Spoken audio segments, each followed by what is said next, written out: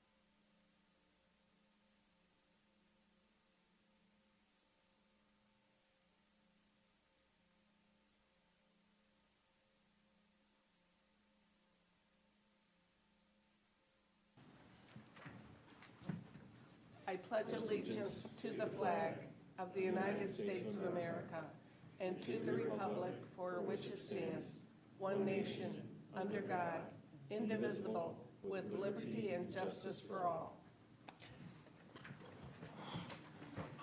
Megan, could we have a roll call, please? Jeff Arnold. Here. Mary Hasley. Here. Wendy Onuki. Here. Joe Reeser. Here. George Sleeper. Here. Letitia Wilkins. Here. Annie Brown. Here, thank you.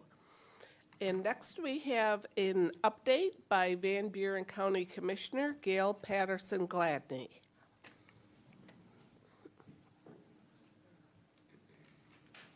Hello. Welcome. Thank you. Thanks for being here. I'm going to lean my extra aid over here. Okay.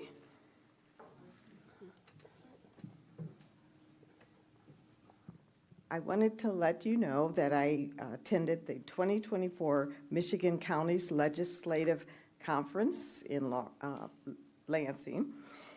And I attended along with John Fall, our county administrator, and 4 other county commissioners. We had a chance to listen to a panel discussion with 2 of the Michigan senators, Eric Nesbitt and Jeremy Moss, and 2 of the Michigan representatives, John Fitzgerald and Graham Filler. They discussed the proper revenue sharing trust fund reform effort that's taking place. And during the conference, I think a lot of the public don't realize that conferences are so important. But if any of you have been to the MML, Michigan Municipal League conferences, you know you learn a lot, You get to talk to other city council members, other mayors, and you can bring back fresh perspectives. We got to do the same. One of the things, too, that we did is we listened to a speaker who was very good, and that was Dr. Peter Cressy. He gave a very good speech about Washington, Lincoln, Roosevelt, and Churchill. And he talked about a strategic approach to leading in the times of crisis and change. And during his address, he emphasized working together across the political aisle and with others who may not have share your same opinions. And I thought he did an excellent job. I'd like to share a quote that he gave. "Success is not final. Failure is not fatal. It is the courage to continue that counts." And so in difficult times, keep working, keep struggling. One of the things that happened too at the conference is I received an award. I have to show it to you because my husband doesn't want to see any more awards. It's from the Michigan Association of Counties in recognition of earning the status of Certified County Commissioner. And so all 5 of us from Van Buren County received that, along with other commissioners across the county. Across the state, as you know, there are 83 counties, and quite a few commissioners attended. So if you have any questions about the conference, please see me or come in, or call or email. One of the things that I found out with conferences, I don't know if this happens with you, that now they decide to have dinner on your own. I don't know if you noticed that, but that's one way of saving money. So, but usually we get together with other county commissioners. I wanted to mention that the Van Buren County Veterans Social continues, and this month it's May 30th. You can go on our county website and see the updated flyer. The veterans have stated that it's very important to them to be able to meet with other veterans who have gone through the same experience. They know some key terms that ignite memories from when they were in basic training. I know my husband went to a veterans program, and they talked about the day room, which I had no idea what a day room is, but all the veterans knew what that was, and they were able to, laugh about some of the jokes that were made. So that's one of the things that I wanted to share with you. Also, during this month, it's National Treatment Court Month. And I'm going to read to you from Rachel Lindley what she has sent to me to share.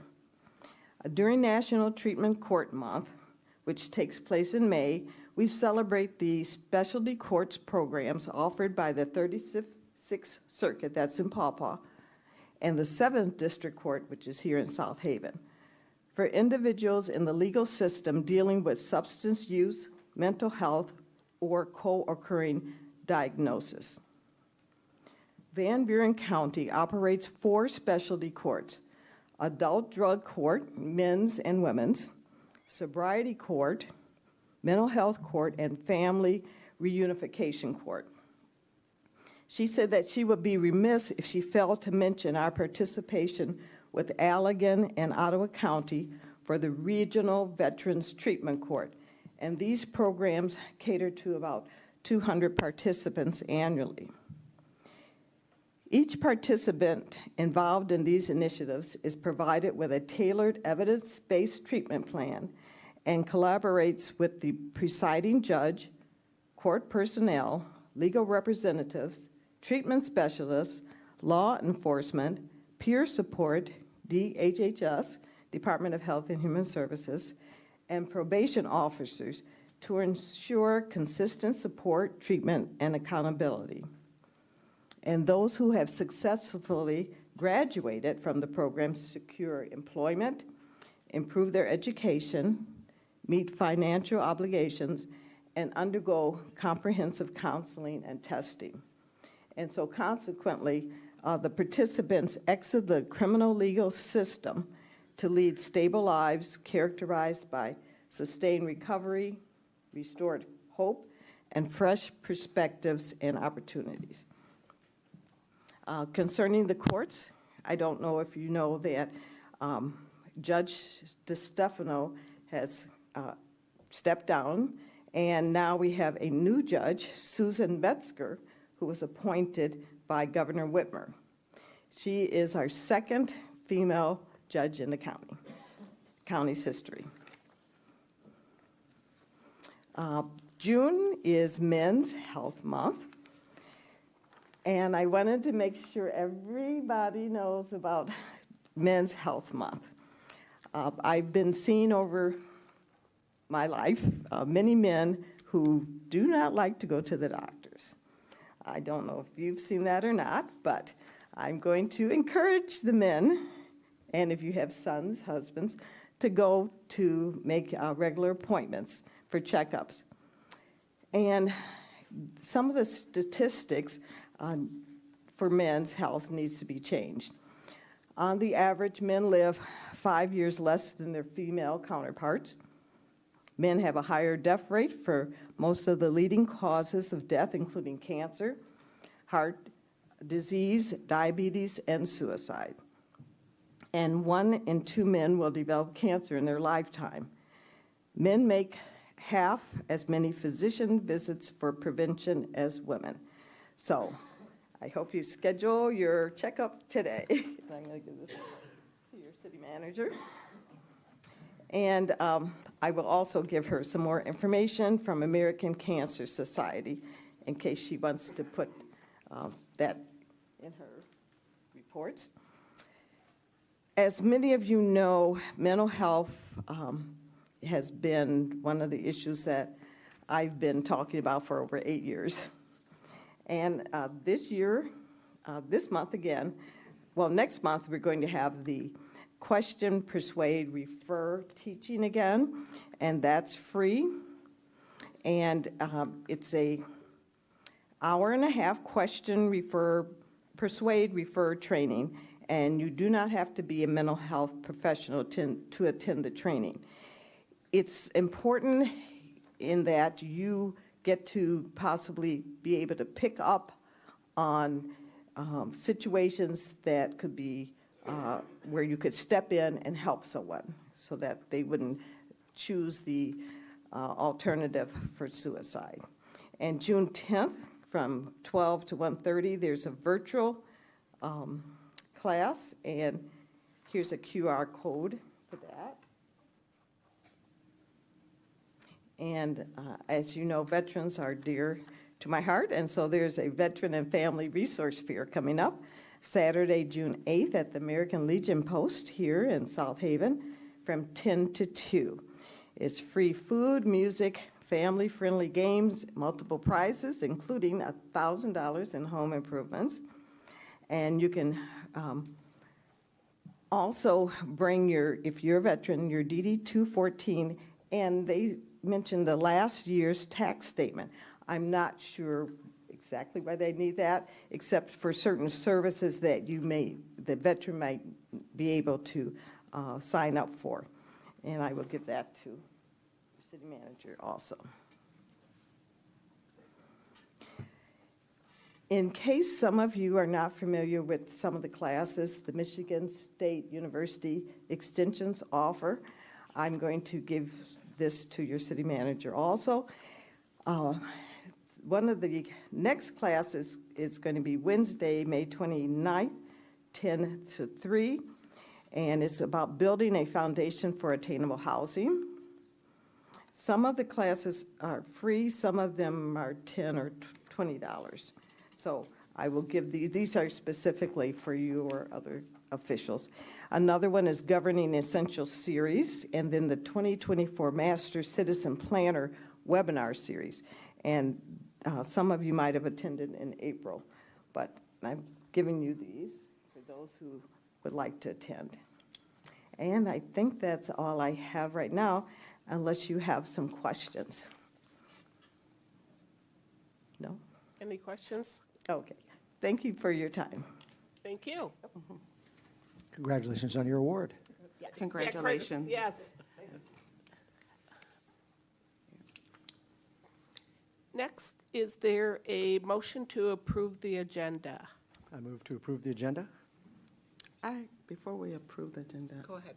I wanted to make a motion to amend the agenda by adding short-term rental and the next steps we're going to take to the agenda. Okay, Where, so we'll add a discussion about short-term rentals. I support the motion. Okay. All in favor? where are we Yes. going to add it on the agenda? Okay, we will add it. Can I suggest 13A? Okay. What? 13A? Great. We're adding it to 13A, discussion on short-term rentals. All in favor, say yes. Can we Yes. discuss first? Pardon me? So I don't think it's appropriate to add something like that to the agenda. For one thing, anyone who wanted to know what we were going to talk about tonight looked at the agenda and saw there was nothing on short-term rentals. And had they known that, they might have come and wanted to participate. Just us adding it is not, I think, good transparency, I think, to the public, because we just add stuff to the agenda, and I don't think that's appropriate. So I'm against making any changes to the agenda for something like that. I agree, because it wasn't obviously on the agenda, and people have no way of knowing that we were going to talk about it. Good point. Any other discussion? Mary? So I'm on the committee with George and Jeff, and I believe that this would be not a substantive discussion, but to identify what we would, trying to find the next steps. So it's more like an update, it's not substantive. I myself am wondering the status of short-term rental amendments that are coming. It's really separate and distinct from the priorities, which are focused on fiscal year 24-25. We have yet to finish the priority for fiscal year 23-24. We're quickly approaching that terminus, and it would be nice to know what we can expect in the next few meetings. So it's really doesn't lack due process. It's to help identify or get the discussion started of what we should expect in the next 6 weeks or so. I would add, I'm also opposed to changing the agenda on the fly. When we added a beach safety investigation, or now as short-term rentals, and when we had the Michigan Municipal Lead training, they told us this is not the best practices because it leaves the staff flat-footed. Kate, we can ask for an update, but she didn't prepare to speak about an update. And so she probably did all her homework about the things on the agenda. And while I'm sure she can speak knowledgeably about anything we ask, she was not prepared for that, and neither is the rest of her staff, and it's just not good practice. Joe? I don't think we're going to try to, if we discuss it, make any decisions, and I'm not speaking for Letitia, but I do think overwhelmingly, I've been inundated, and I think some other council people have been inundated with residents wondering, are we doing anything? We're in the middle of a moratorium, and it feels like to many people that nothing is happening. So to have a brief discussion on the direction we're going at least gives the residents some idea. To George's point, I don't want to surprise anybody. I don't want any decisions made, but at least let them know that we have some plans. And even if that meant the city manager bringing us up to date, because she and I had a discussion today, and it helped talking about it, because I didn't know some of the things going on. So I think it can only help. And bottom line is, we're here for the residents, and they're asking overwhelmingly, as I hear it. Well, I can speak for myself. The reason is because just like what Mr. Reeser is saying, there's so many residents who are concerned, who are asking, and maybe they're not here, but we're not making a decision, we're just having a discussion. And it's not about legalities or anything like that, but the people deserve to know. I'm getting emails constantly, I'm getting texts constantly, and I think just a simple discussion is not going to hurt. And I understand what George is saying. I'm not trying to throw any surprises or anything, but this is not a surprise. Everyone knows that short-term rental is a big issue and a big concern for the residents of South Haven. Just to the council, remember when you want to add something to the agenda like this, at least please let the mayor and the city manager know in advance. Any more discussion? Do we have a second on this? Mary I did. Yep. Yeah, Okay, we have a roll call, second to please. amend. Yep. Arnold No. and Hasley, Yes. Onuki, Yes. Reeser, Yes. Sleeper, No, Wilkins, Yes. and Brown. No. That is 4-3, motion carries. Thank you. I'd make a motion then to approve the amended agenda. Second. All in favor say yes. Yes. Yes. Opposed? Are we all set now? Okay, moving on. Public comment for items on the agenda, excluding items scheduled for public hearing. And you have up to 5 minutes.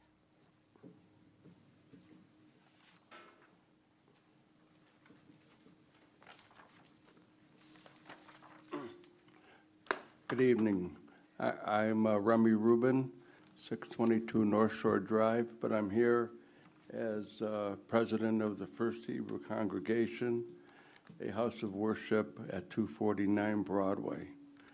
And we are very concerned and opposed to extending the social district beyond where it is. Just to give you a little bit of a background, and some others will talk also. Back around maybe 2010, 12, we couldn't figure it out. Joe had a small taco bar, a restaurant across the street. They came to us for approval for a liquor license because we're within 500 feet. We thought we would be good neighbors and allow him to have his liquor license. He said he was only gonna, do inside service. Well, unfortunately, it expanded initially to a biker bar for a while, which caused a lot of noise and racket while we're having our services.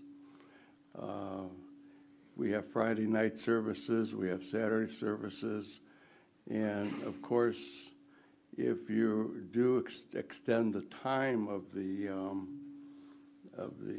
social district hour, it may even interfere with our high holy holidays, which will come in September and October, depending on the lunar calendar. And as a result, and those are nice times of the year, and there are a lot of people in town. Well, Joe's Bar expanded from a biker bar with some iterations of several new ownerships. It's become an outdoor patio. It's become loud music. I know Kate Hosier and Chief Thompson are very well aware of our noise complaints. I know that they were even issued, the social house has been issued some citations, I believe, for extensive noise that interfered with our services. And then at the same time, before that, by the way, the city, Brian Dissett, city manager at the time, and Randy Locker came to us because they wanted to put Los Ranchos next door. And again, they needed our permission. And without our permission, there would probably not ever be a restaurant in that area, because restaurants need alcohol. And so we made a three-party agreement between the synagogue, Los Ranchos and the city that there would be no outside alcohol or entertainment or music entertainment. So we are asking that the social district remains where it is. We see no need for it to come encroaching on Broadway. And I've seen some of the proposed plans, and we are really smack dab in the middle. And even though in the one plan, even if people could only walk on the west side of the street, you will have people encroaching to the east side. They'll walk to their cars, they'll have their drinks, and so it causes a lot of disturbances to our services. And we would just expect the city to respect our 1 minute. services, that we are in the middle of the social district, and we've been there since 1929. So we're getting close to our 100th anniversary, which we hope to celebrate. Thank you. Thank you.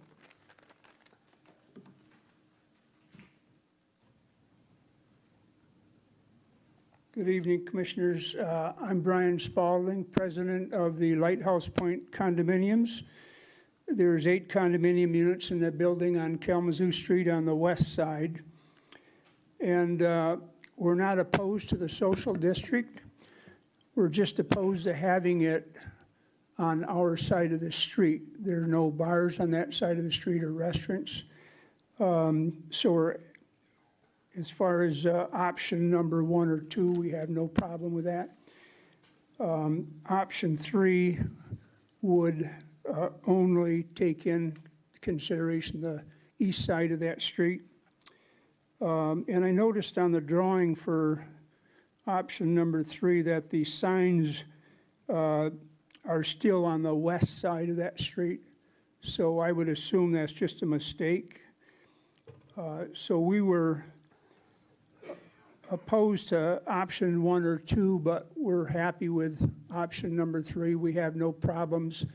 I know that during the winter, of course, it's a colder weather, so it didn't give us a good idea on how that social district was going to work, but I'm told there didn't seem to be any problems. From one of our owners is there all winter long, and she said she didn't see any problems. So I appreciate you letting me speak about this. And hopefully, if you do approve one of these, that it would be option 3. Otherwise, we're adamantly opposed to having people walking down our side of the street with drinks. Thank you very much. Thank you.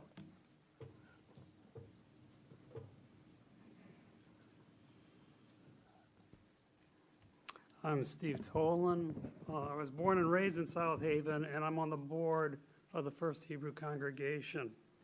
I was on the board of the First Hebrew Congregation and voted for the liquor license for Joe's, thinking it would be good for the community, a new business.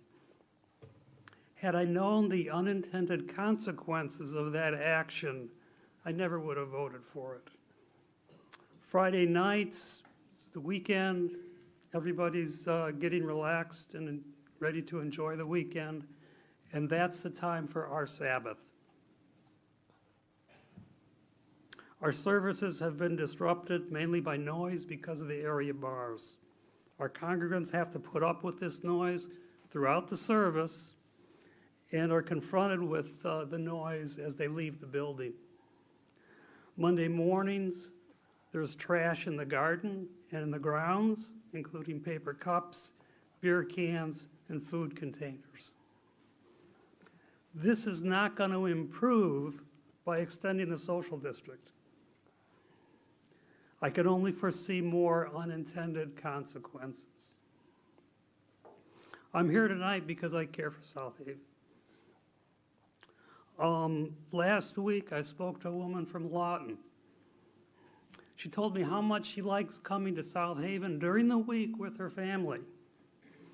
But, she said, she doesn't come during the weekend because there's too much drinking and fighting. I'd ask that you think hard about this proposal. Who's it going to help? Who's it going to hurt? What will it do to help the town? How will it change the reputation of South Haven? Who do we want to attract to South Haven? How's this going to affect the residents close to Broadway? What will the effects be of the unintended consequences? I'm hoping you'll not extend the social district at all onto Broadway. Thank you. Thank you, Steve.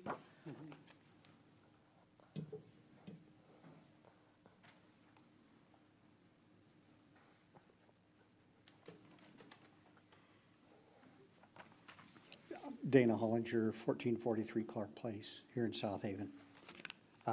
So again, please do not extend the social district into the 200 block of Broadway, either side of the street. The proposal to extend the social district boundaries into the 200 block of Broadway and then to expand the months at which the social district would be operating would be harmful to the First Hebrew Congregation of South Haven.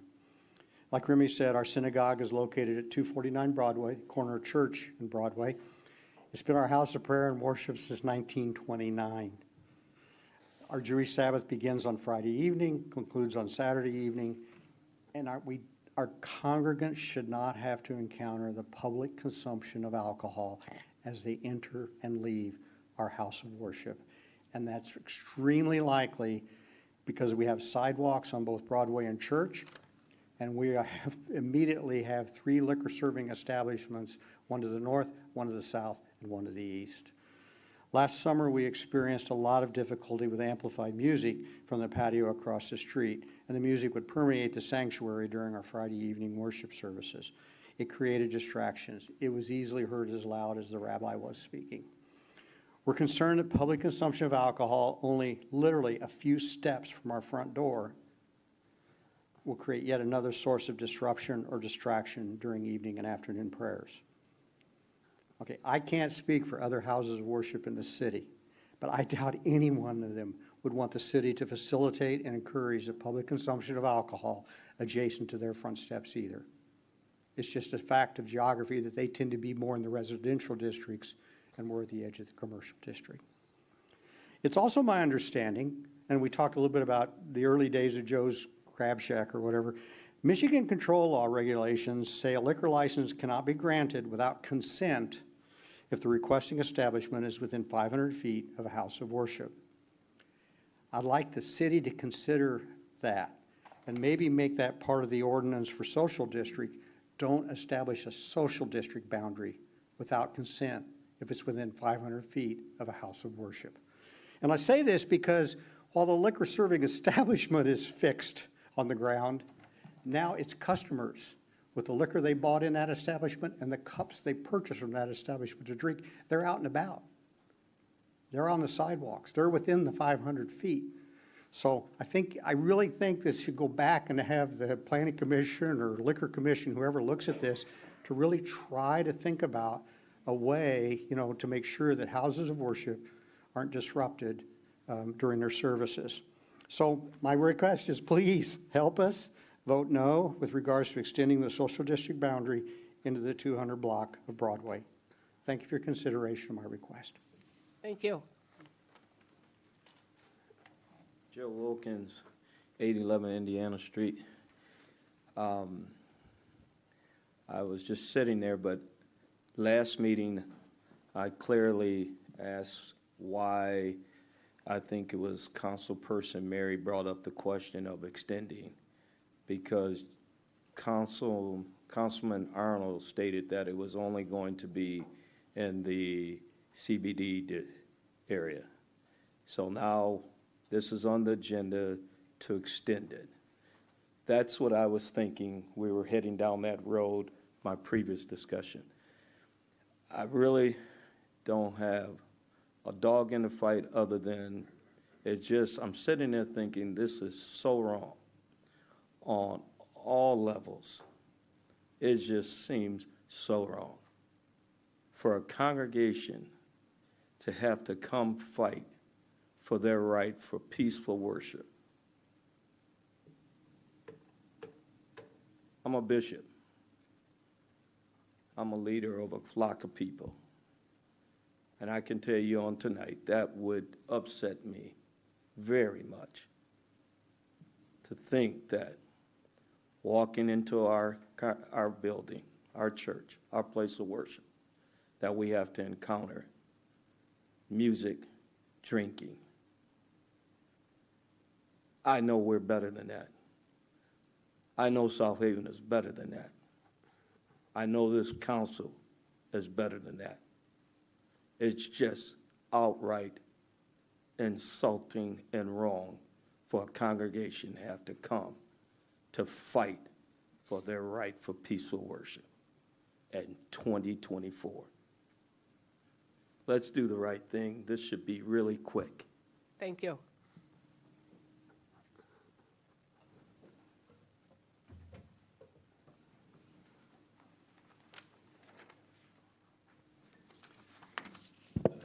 Mike Campbell, 216 Erie. Agenda item 11. New taxes should be levied only if necessary and after careful thought. South Haven property owners will pay $1.5 million or more over 5 years for the new recreational millage. I have questions that others have that should be answered before you vote on this proposal tonight. 1, the proponents asked for a 4-year levy, but the resolution as written says it will be 5 years. Why the extra year? 2, the proponents propose the taxes collected be allocated 1/3 to city parks, 1/3 to Shara, and 1/3 to recreational program. The resolution is silent about how the tax collected will be shared. How do we know how the funds will actually be allocated, and especially to the City Parks Department, to maintain what we already have, something the former mayor stressed in last September and December's city council meetings as essential? 3, you regularly delegate issues to boards and commissions for advice and recommendations. This ballot proposal is about recreation and taxes and funds intended for our city parks. But the Parks Commission has not been asked to weigh in on this, on the substance or timing of the measure. City Council, especially for a fiscal matter, why not? 4, the proponent's centerpiece appears to be the purchase of the Riverwoods property from the DNR. But the staff memo in the packet does not list such purchase as a priority for this measure. City Council, ask the proponents the source of funds that will be used to buy the Riverwoods property. 5, a set of bills making its way through the state legislature will provide a lucrative revenue stream to South Haven by extending the current occupancy tax to all STRs and creating a 6% excise tax on all STRs, of which 5% will return to the city. The House is expected to vote by end of May with bipartisan support. The extended occupancy tax revenue could, in Jen Sistrunk's words last Wednesday at the DDA, triple her budget. Yes, triple. I even went back to the recording I made of her presentation to be sure. The Visitor Bureau assessments in 2022 were $1.4 million. That means triple is equal to $4.2 million. Now put on top of that the revenue coming to the city from the new excise tax, which should easily raise more than $1 million. That's over $4 million of new cash coming into the city and the Visitors Bureau to spend on all kinds of projects, whatever you want. City Council, is it prudent for you to put forward a ballot measure today that would tax South Haven property owners when this state revenue windfall is just around the corner that could pay for all of this? If the state legislature somehow doesn't pass this legislation, then put the recreation millage measure on the municipal general election ballot in November 2025. You can do that just as the senior millage renewal vote happened in November 2021. Let's wait 1 year. Not to leave those groups in the cold, however, ask staff if a greater portion of the proposed budget for next year could actually be allocated to recreation while we wait to see what happens with the legislation with the new taxes. The budget isn't final yet, so you have time to discuss it and change it. Shara, Visitors Bureau, and private interest groups described on March 4th their ability to successfully raise funds from grants, the Visitor Bureau assessment revenue, and private giving. The Visitors Bureau is cash-rich and generously spends hundreds of thousands of dollars each year on development projects, most recently spending $400,000 on 304 Broadway without necessarily a purpose in mind. City Council, ask why this process can't continue as a source of funding for yet one more year with bigger contributions from the Visitors Bureau and the city, as well as actual private donations. Finally, one of your principal priorities for 24-25 is housing. Communities often require a housing millage to accomplish their housing goals. If you go with this proposal now, and you need a housing millage next year, do you think that the taxpayers will necessarily pass it? High taxes are already part of the problem of living in this town. Thank you. Thank you.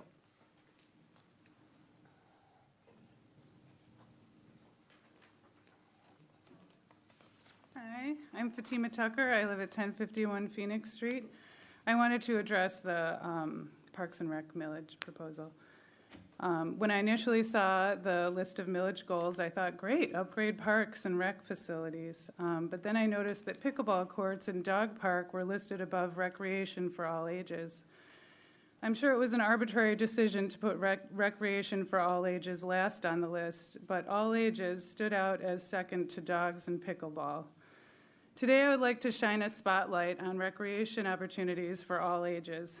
Here in South Haven, right now, to my knowledge, South Haven offers very little in the way of free rec programming for local youth that extends year-round and exists outside of the school. We have plenty of opportunities when the weather is warm, but where do our students go during the colder months to socialize, play sports, or engage in creative opportunities? As a parent, I've spent thousands of dollars in gas traveling to Kalamazoo, Holland, and nearby communities for my children to engage in enrichment activities. Sorry, we've lost many parents and students to other communities simply because we do not offer adequate indoor programming. We lost many students and families. Children kind of drifted away, faded out of sports because they couldn't get to where the sports were happening and they couldn't afford the fees. There were many talented people who lost these opportunities simply because of distance and money. The quick solution, it seems, is to point to our school system to solve this problem, but our schools are already go above and beyond, and we need to stop expecting them to be the remedy for everything related to children. They should not be expected to extend their time and facilities further than they already do. I would like to see the city set its sights on building a new, more intentional vision for our all-ages population. I propose we come up with a longer-term plan that enables the community to engage in recreational activities year-round. I think the pickleball court and dog park can wait while we craft a vision and garner funding for an indoor recreation center. I know in the near past there have been large donation matches waiting in the wings for this type of facility. The focus needs to continue turning toward our younger population and year-round residents. Lake Arvista and the Senior Center have pickleball courts for those who want to play. We don't need more pickleball courts. And I'd like to note that there are many communities across the country trying to get rid of outdoor pickleball courts because of the noise pollution. They generate an above-average decibel for their surrounding neighbors. There's a New York Times article that discusses legal battles being fought right now because of these disturbances. If we truly want a town to attract visitors and a strong economy, we need to invest in healthy spaces for all ages, all seasons of the year. We live in a time when children are becoming less active, less social, and addicted to phones and video games.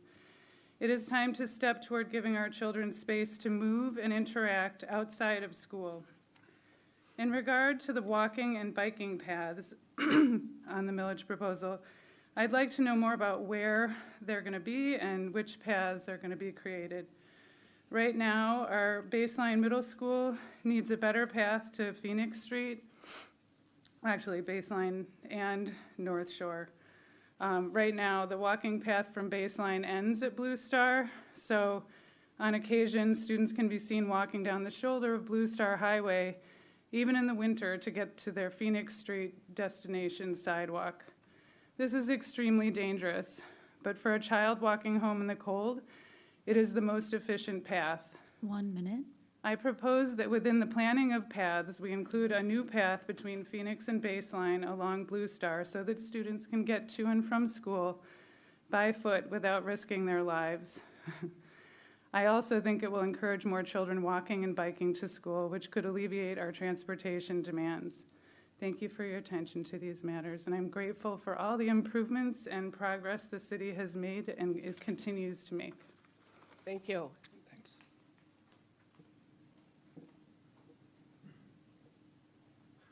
Hi, I'm Scott Reinert, 543 Quaker Street. I'm involved with the South Haven Area Recreation Authority, the Visitors Bureau, and I'm on the Parks Commission for the city as well. So I presented to you all, along with several others, back about 2 months ago now, at your workshop to talk about the recreational millage. I know I won't have time to address all the questions that were answered, but when it comes up to talk for you all to discuss the agenda, I'd be happy to come up and answer any questions. So what brings us here tonight is that we're kind of under a deadline now. We talked about this a couple of months ago, but in order for this ballot proposal to make the August ballot, it needs to be decided by next Tuesday, basically, and this is the last, obviously, council meeting before then. You have before you the recommended language. We recognize that that is pretty broad, and some other folks have addressed that as well. In talking to members of the community, I sense pretty broad support in general for recreation. However, the language as written, I think, needs to be, we need to be clear to folks exactly what we're going to spend and how we're going to spend it and how we're going to invest it on recreation. I think folks are looking for us to say it will be allocated 100% towards recreation.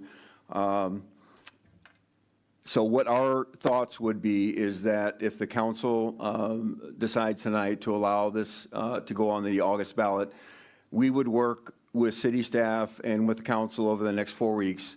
And what we would propose is to come up with a specific recommendation that the council would use in the form of resolution, indicating the council's intent in terms of how those funds would be allocated.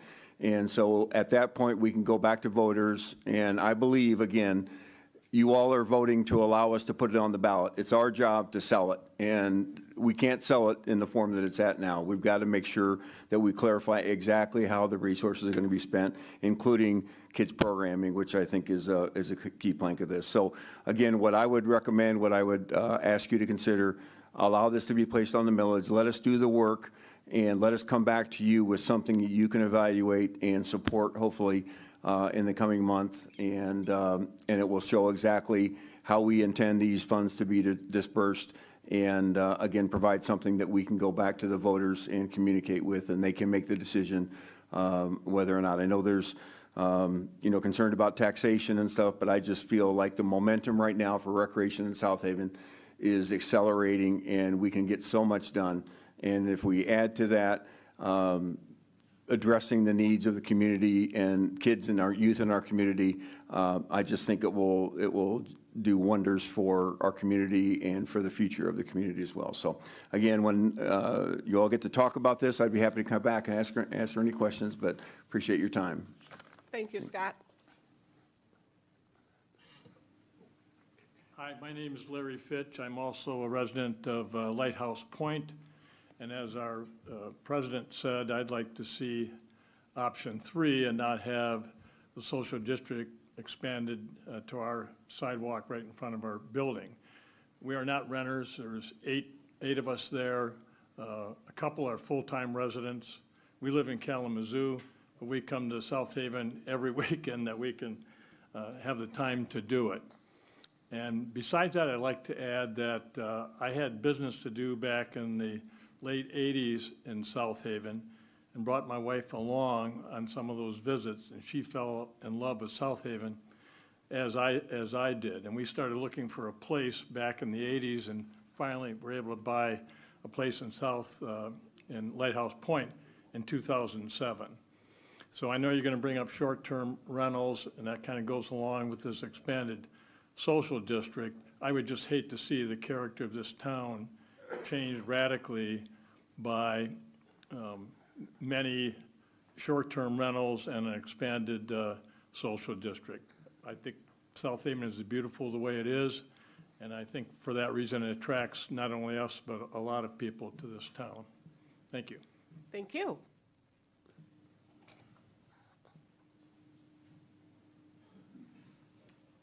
I'm Ross Stein, 14149 73rd Street. I'm wearing my Shara hat tonight. I would encourage you to put the millage question on the ballot. We're trying to get more young people to move to the community. When people are moving to the community, there needs to be things for them to do. There needs to be things for their children to do. If this ballot passes, we will be able to increase our opportunities. Also, I know that at least 5 of you had the MTA magazine cover at your September meeting, that recreation is an economic boom. So if you get the economic boom, the recreation going will help the city thrive because it creates opportunity for children and families to come. Thank you. Thank you.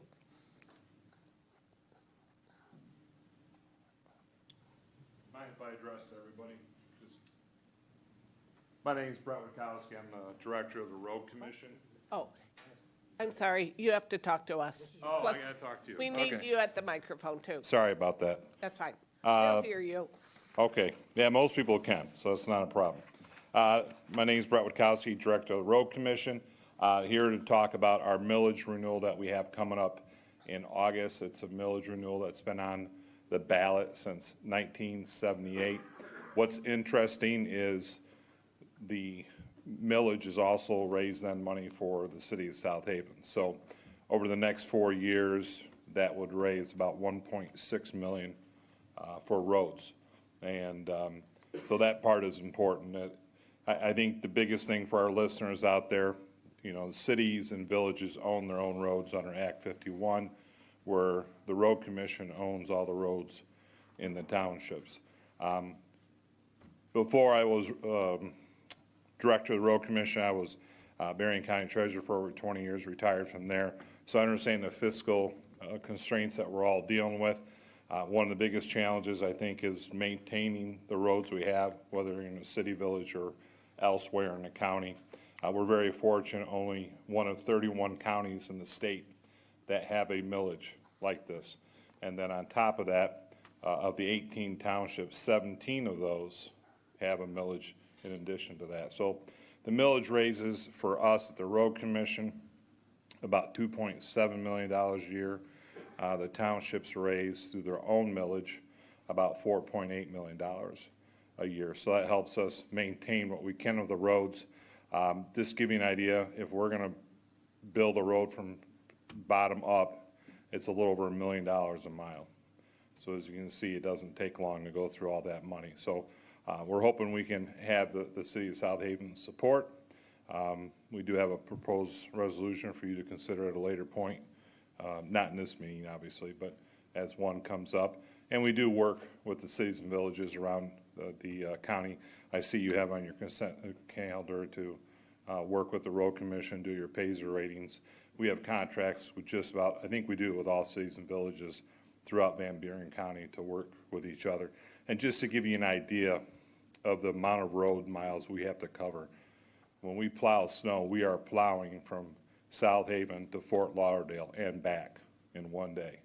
That's how many miles of roads that we have to maintain. So on a budget of $25 million a year, you can see why having a road millage like we have here since 1978 is very important.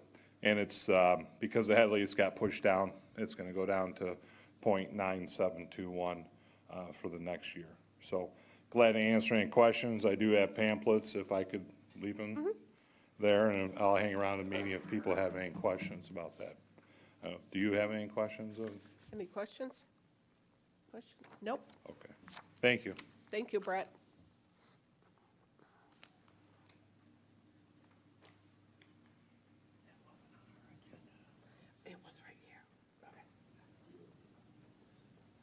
Jack Fitzer, 24.5 Grand Boulevard.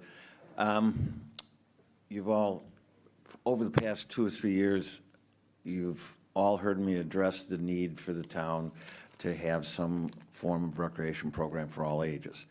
I'm a strong proponent for this need and the value that it'll bring to the community overall. I'm the last person that you would expect to say to have a problem with any effort to do so. But in reading your packet on this, it's so vague, it's so limited in scope that I have a real problem with it. I think the language has to be direct. The language of this millage has to be closer to exact as to how this money is going to be spent. My hunch is that 5 years from now, there may be 2 of you sitting here, maybe 3. So whatever takes place in this meeting is not going to be remembered by the majority. And anything can be done with that money down the line based on what it appears to me at this point, an unknowledgeable person, it appears to me that it could be used for any source. The key to a good recreational program isn't even money, but you need money. It's the professional that you hire to accomplish the goals of your park commissioner, or park commission, or your board in developing a recreation program. That professional can't be Mike's cousin or down the street. It's got to be someone who has a background in this science, this art of recreation. Master's degrees are common in that business, in parks and recreation. So I think that, first of all, the language of the millage has to really nail down what you're going to use this money for. Schools don't have to be involved. Schools shouldn't be involved. This should be separate. This should be a program, a recreation program is something entirely different from the school system. It aids and abets, but it's different. So I just suggest that I'd like to see the millage pass, but it's going to be hard. There's a lot of people questioning it right now. So that's all I have to say. Thank you. Thank you, Jack.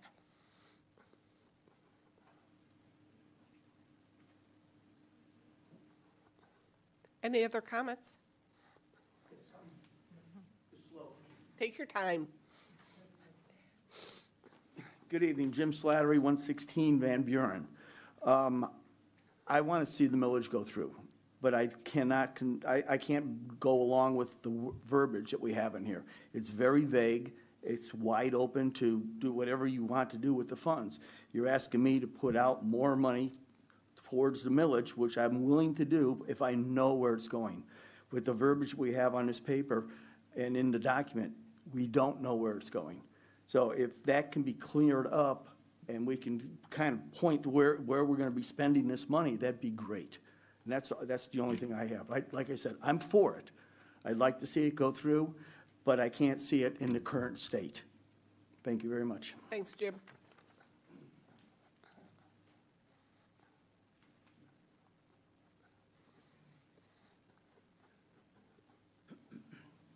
Dan Agnello, 964 Everett Parkway. I would like to talk about the closed meeting information. We had a closed meeting on February 13th, and I don't know if, as far as I know, there hasn't been any minutes that have been voted on or any outcome of that meeting. So I guess if anything does, it has to be, open to the public after the fact. Not the details of the meeting, but anything that's being voted on. This is not a time for comments. He just gets to talk. But it's agenda topics and. Oh, you're right. What's that? You can't talk about things that aren't on the agenda. Well, there's a closed meeting on the agenda. A new closed meeting. A new closed meeting. Oh, is that where you're going? Sorry. For I mean, today? that's what since it's a closed meeting on the agenda, I think I can talk about Okay. a closed meeting. Okay, but anyway, I don't believe, that's been almost 3 months ago, I don't believe anything has transpired. But I'm glad that you added STR's discussion to the meeting, because, you know, moratorium was passed February 20th, and I have not seen a plan. We've had a priority for this thing for 2 years now, our second priority for this fiscal year, and nothing's happened. We started a moratorium only on business STRs, not on personal STRs. And half the people that were in the lottery for business STRs that were limited because of the cap, they got personal STRs. Now, so I think the number right now is the same as it was last year for personals, but that doesn't mean other people can't get them. So we've really not solved the problem and put in a true hard cap, just like they do on professional teams, okay? And there has to be a lot of revision. The STRs should be taken out of the ordinance. It's not a zoning item, it's a code of ordinance. That should be taken out completely out of the South Haven zoning ordinance, put in the code of ordinance, along with either personal STRs should be either eliminated or provided to residents only.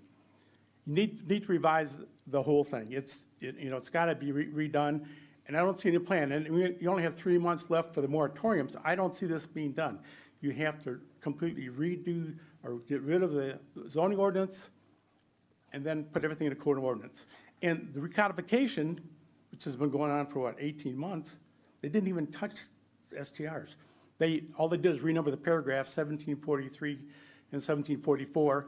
If they're going to go in the ordinance, it's going to be 2,000 numbers, whatever they are. So you need to do something. The residents want action, and there hasn't been any action. I sent all of you emails. I was upset about it, and I'm still upset, and I want to see something done. If you guys do something, then you won't have to hear me again. Thank you. Thank you. Any other comments?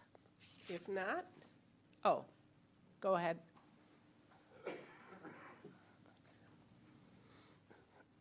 Hi, I am Rosemary Fitzer. I live at 24.5 Grand Boulevard, and I just want to go back one more time to our recreation and our millage question, because I think it's, as some other people have said, it's very, very timely right now. I think everybody in the room is going to agree that we want more recreation for all ages. But this needs to get the millage. If we don't put this millage on the ballot this time, then you're putting this off for another whole year. It doesn't matter what you say, these same kids that aren't getting recreation won't. Same pickleball courts that aren't there won't be. I believe it should be put on the ballot, and that the people from all different parts of the community who want this and want it for various reasons, it's their job then, between now and then, to explain and to try to promote it. It's the job of the city to create the verbiage and explain to the satisfaction of all citizens what you're going to do with the money. But I believe that it should be put on the ballot now. The idea of waiting till putting something on until next November 25th, why? We've waited years and years and years. Why are we waiting? Why wouldn't we just put this on? If you don't come up with a good solution of how to do it, then the community just won't vote for it. But at least give us a chance to vote for it. And I think that it's also important to understand that when you're talking about something like pickleball courts, the average age in this country today of a pickleball player is 35. So this idea of buying this property, which is a wonderful opportunity for the town that's never going to come again, property right along the lake, all these things, an area where you can have recreation that's not in somebody's backyard. So all these things would be wonderful. So I think that people just need to understand that it's for all ages, the pickleball thing. There are courts at the senior center. Only seniors can use them. So it's not just seniors that want more outdoor pickleball courts, it's everybody. It's the 3,000 people that show up every Saturday in the summer to play at the high school. And yes, there's courts at the high school. A lot of people don't understand that those aren't pickleball courts. They're things that are drawn onto a tennis court with not the proper room, it's not a pickleball court. And so there's just lots of people that come to a community also. Ask the Visitors Bureau. We travel everywhere I go, except here. I can find a court that the community has built that lets me as a visitor play. Sometimes it's a mile fee, sometimes it's not. But I can go there. Doesn't matter how old I am, doesn't matter where I come from. And we really need that too. But I just think that I'm a little concerned about the timeliness of getting the question on the ballot and not waiting another year and a half to do it. Thank you. Thank you. Any other comments?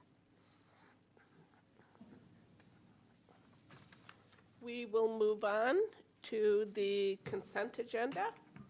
Is there a motion to approve the consent agenda? I move to approve the consent agenda items A through I. Second. Roll call, please. Hasley, Yes. Onuki. Yes. Reeser, Yes. Sleeper, Yes. Wilkins, Yes. Arnold, Yes. Brown. Yes. Moving on to new business. Yep. So where's that?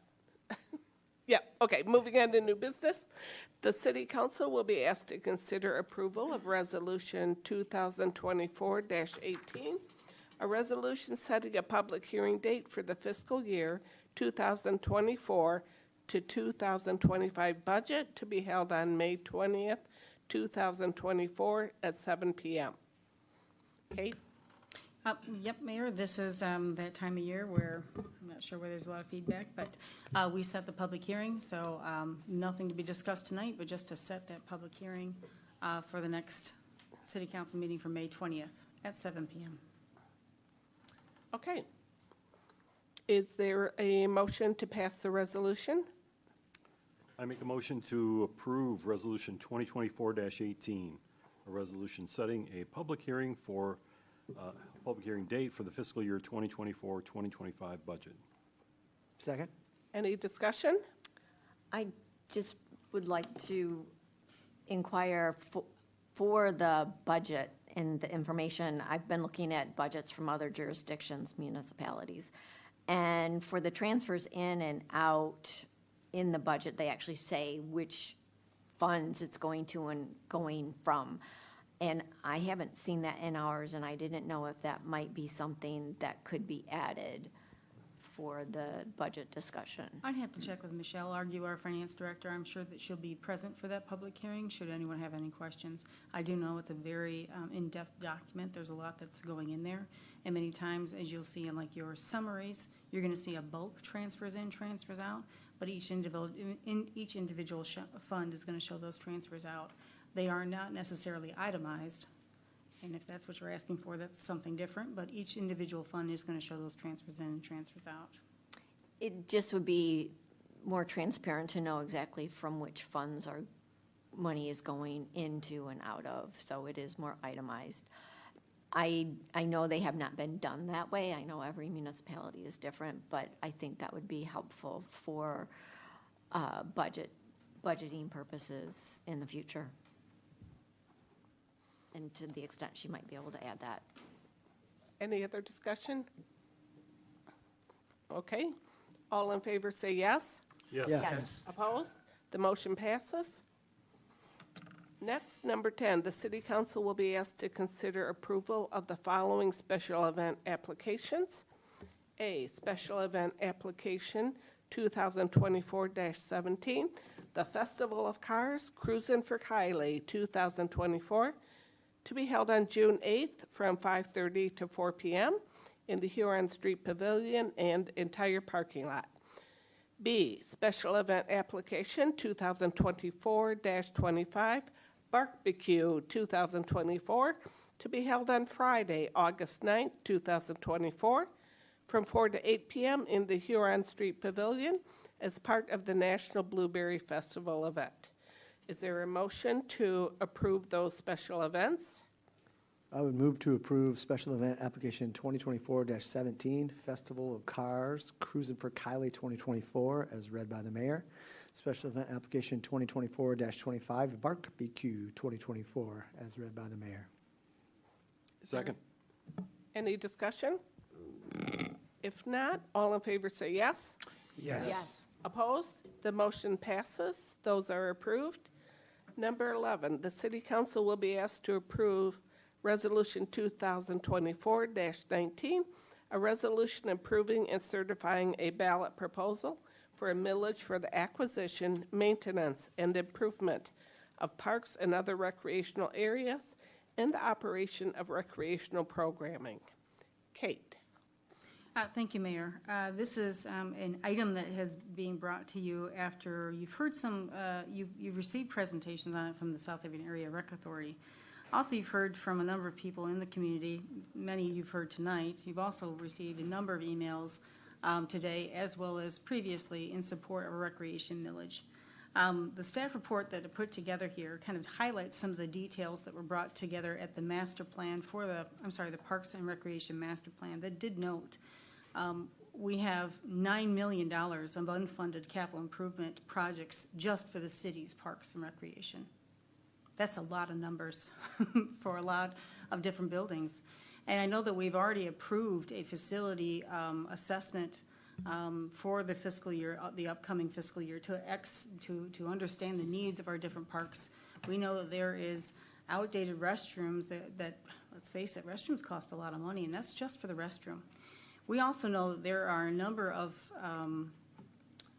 organizations that are trying to do recreation around this community, mostly for kids at this point, that are having a hard time finding volunteers, and they have asked the Rec Authority for assistance with how do we maintain our soccer program? How do we maintain our baseball and softball program? And so Shara reached out and said, hey, let's think about this. The township, South Haven Township, is one of the members of Shara and does have a millage and that they collect, that they do use for recreation. The South Haven Public Schools is also a member of Shara, and they also contribute to recreation as they have a number of their fields. But their fields do get beat up, and they do need some extra help. They also have to prioritize their student athletes first. And as you've heard by someone tonight, is that there aren't a lot of places for pickleballers, and pickleballers have actively come to this board for several years. They've come to the Shara board for several years looking for relief as to how do we get this recreation going. So knowing that we have a number of things going on, and let's also talk about what Shara has going on. Shara has utilized some very large gifts, but those gifts have been made over time. The major gift that Shara received was used to buy property up in Casco, and ultimately that was not the site that they needed to do a recreation complex. They ultimately sold that property and they bought the 14th Avenue.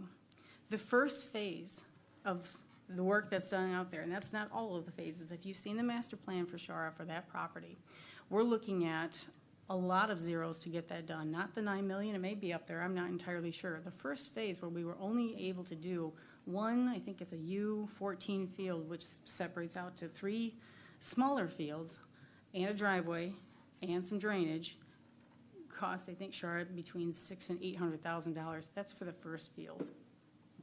And we're talking about doing multiple fields out there in addition to pickleball, in addition to softball and baseball out there. So there's a multitude of different recreation needs in the community. So when I was brought this from Shara, and I worked with the city attorney based on some of the language that had already been proposed by Shara, the city attorney kind of came up with this proposed language, which I've heard both that it is vague, but that it doesn't say enough. So in my mind, I'm trying to figure out what does the language need to say for council, if council is persuaded by that argument. What does council need to say? Because I think it's very evident that recreation is needed in this community. It does need to be supported. And I did hear that a lot saying, you know, what can the city do more for its own city parks? City parks are part of the general fund. We do have to allocate those needs. That is part of the hard part that you all have to do in front of a budget. That's part of the reason why we take so many meetings and we have to walk through so many different things. And that is also why there are times when we have to say, you know, we really need to get that done, but unfortunately the money's not there. And a lot of times, like say with the beaches do have a funding mechanism. They have beach parking, and that takes some time to grow. I mean, beach parking is able to help fund the splash pad. It has helped fund the reconstruction of those 2 different park beaches over time, but those do take time to build up. So would a parks fund. So would a capital improvements fund. So this is something else to consider, council, as you're thinking about whether or not to put this question to the voters If there's some more, I guess, clarification that's needed, if there's an agreement that needs to be made later on to sort out how to allocate those funds, I'm happy to get that done. I do know that one thing that has been asked to me is, can we get this to the council, and can council put this to the voters? And I should note, and this has been brought up by Member Hosley, which is, how do we restrict how much of that millage funding is collected by some of the TIF districts? So I did ask the city attorney, and I did put that in the staff report, which says that we can go to both those boards and ask them, can they forego their capture?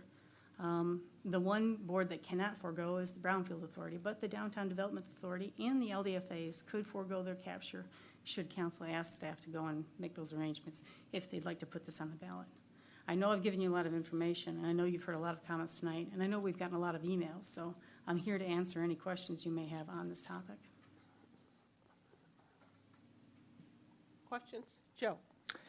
Yeah, the part that I'm a little confused about is the TIF incremental funding district. And it talks about it says, and I'm quoting, it could capture millage funds, Brownfield Development Authority, Downtown Authority, and the Local Development Finance Authority. That seems really vague, and I'm not sure what to make of that. So can you explain that?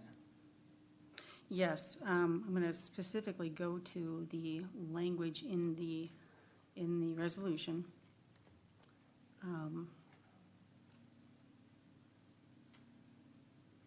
So what I talked about with the city attorney is that because of the truth, because of the statutes that govern millages, you do have to put down any tax increment finance district that could claim that could take a portion of that millage that is captured and distributed to those districts. So the Downtown Development Authority is a tax increment district that is able to take a portion of taxes and then use it for their mandate. So this DDA is required to spend it on capital improvement. What you could do is you could go to those tax increment financing districts and you could say, instead of capturing that money, will you waive it and give it to the city for the recreational purpose that this was passed? We've done this already with the the DDA has already given us that kind of an agreement with the narcotics millage. So you can approach those two, and I have to say could, because by statute, if they can collect it, you have to disclose it in the millage language. So just a follow-up question to that.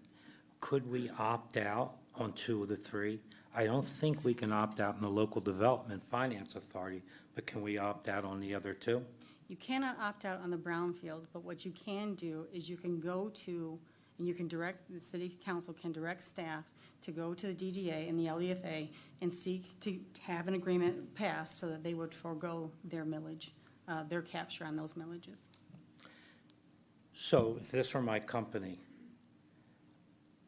and I had to ask for permission after giving somebody the money to take some of it back, I don't think I would do it. What concerns me is not the intent of this program. I think it's great. I think we need it for our youth. I think we need it to attract all those hundreds of jobs that the power plant may create. We want those people to come to this community. What concerns me is Scott's statement tonight, which I thought he was being so honest, and I think I'm going to closely paraphrase him. We can't sell it now as written. What concerns me is it seems to me that we've rushed this a bit, and I know there's a deadline, but it's a bit vague. Doesn't seem like there's teeth in it where the money's going to go. I don't want to have to come to anyone after the fact and ask for some of that money back. It is the taxpayers' money. The taxpayers have a right to know where that money's gone. Most of these things on this list are great, but I want to know more specifically where that money's going before we approve it. That's my position right now. And let me answer that. I know that when we did the narcotics millage agreement, that was after that millage had been, I believe, put on the ballot. So that was after council made that decision. So it's not out, you can do it either before, you can do it after. This one happens to be, we're here today because I believe the deadline is this Friday, correct, Megan? Next week. We're not gonna be, unfortunately, I don't think we're planning on meeting next week. But as for specific, where do you want things to go? I guess that's something to ask for council, is that if this millage were passed, does council want to sit down and then go through a capital improvement, I guess, itemization of where the money would go? Because ultimately, you would be deciding where that would go. Staff would put suggestions to you. I know that we've talked with the school about how does recreation programming get funded and who could fund that, because right now, they do the recreation programming, like I said, for their student athletes, but they don't do programming for AYSO or soccer or softball. They don't do that kind of programming, and that's where people have been asking for assistance. In addition, this has been written so that it's not just for students. One thing I keep hearing from a lot of people in town, in fact, I just heard it today at Safe Kids Bronson South Haven, is that people want to recreate with their kids. They don't have those opportunities. It's either the kids have this area to go to, the parents have nothing. So you're either 0 to 18, there's something for you either through the school or through some kind of nonprofit. There is nothing from 18 to 65, depending on when the senior center kicks in, and then you've got the senior center. There's a wide area where people are not able to have any kind of recreation program, and that's something that Shara had thought about, and that has come up in that master plan process. So I'm here to help facilitate what council would like to do. I just need the direction as to what you need to see from us to make this go. And our school is losing students because of lack of recreation programs. I have something to add or discuss. Wendy? Thank you.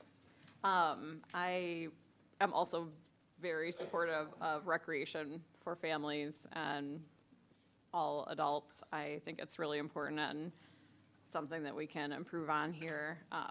As someone who has had young kids here, we've utilized every park possible, done the bike trails, done all the things. I go to other towns and I see they have recreation centers or community centers that have so many options for enrichment. And to someone's point earlier, it's not then relying on the schools who are already stretched for their resources. I just feel like that would be important. And I know, Kate, you're saying we can have that conversation of what we want to see, but to me, I feel like we're pulling the cart before the horse, or however that saying goes, that we should have that looked at and discussed and itemized prior to approving this to go on the ballot. So for that reason, I feel like written as is, and to me, that's the only option. We are only able to approve what is in front of us. I think it's not ready yet.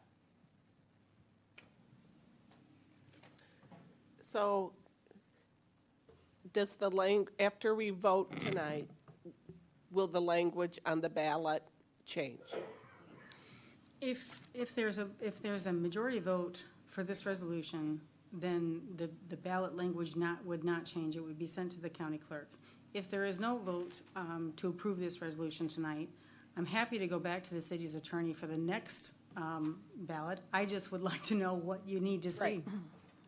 I'm a little confused as to what you need to see, so I just want to make sure that we're not spinning wheels, just giving you what you need to see. So the language that was in our packet, that's been approved by our attorney? That's correct. Thank you. Okay, I would like to make a motion to approve Resolution 2024-19, a resolution approving the certifying the ballot proposal for the millage for acquisition, maintenance, and improvement of parks and other recreational areas, and the operation of recreational programming. is there a second? Second. Any more discussion? Yes. Mary? Thank you. I, like others, do support recreation and do think it adds much to the community. Like others, I am concerned about the lack of clarity with the language. I appreciate the offer to work on a message to clarify how it will be spent, but my concern is staff is already stretched thin, and we have other priorities that I anticipate requiring the staff's time in the next month.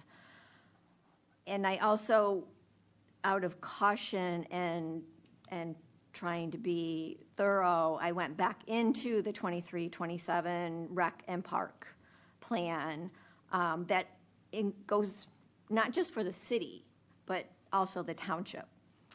And it looked at a millage, and it gave 2025 as the date for the millage. It also looked at a full-time park director position by 2026. It gave, maintain parks and facilities. It had a lot in there, and this is, I appreciate the need to get things going, but this is, as Wendy said, the cart before the horse. It's we just spent much money and much time on updating our 23-27 park plan, and this is not aligning with it. Pickleball courts, yes, they can go up 14th Avenue. They were identified as Black River Park. The dog park was identified at Shout Park.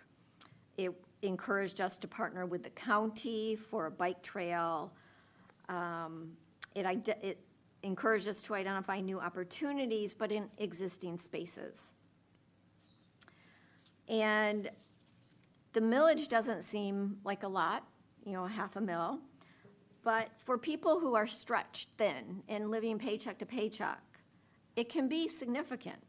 And I was at a Women Who Cares meeting last week and heard from a mother of students where students cannot participate because their families would have to pay for different activities in the school, and they don't have the money for that. So if the millage passes, then they'll have that, and they'll have even less money to assist with their children.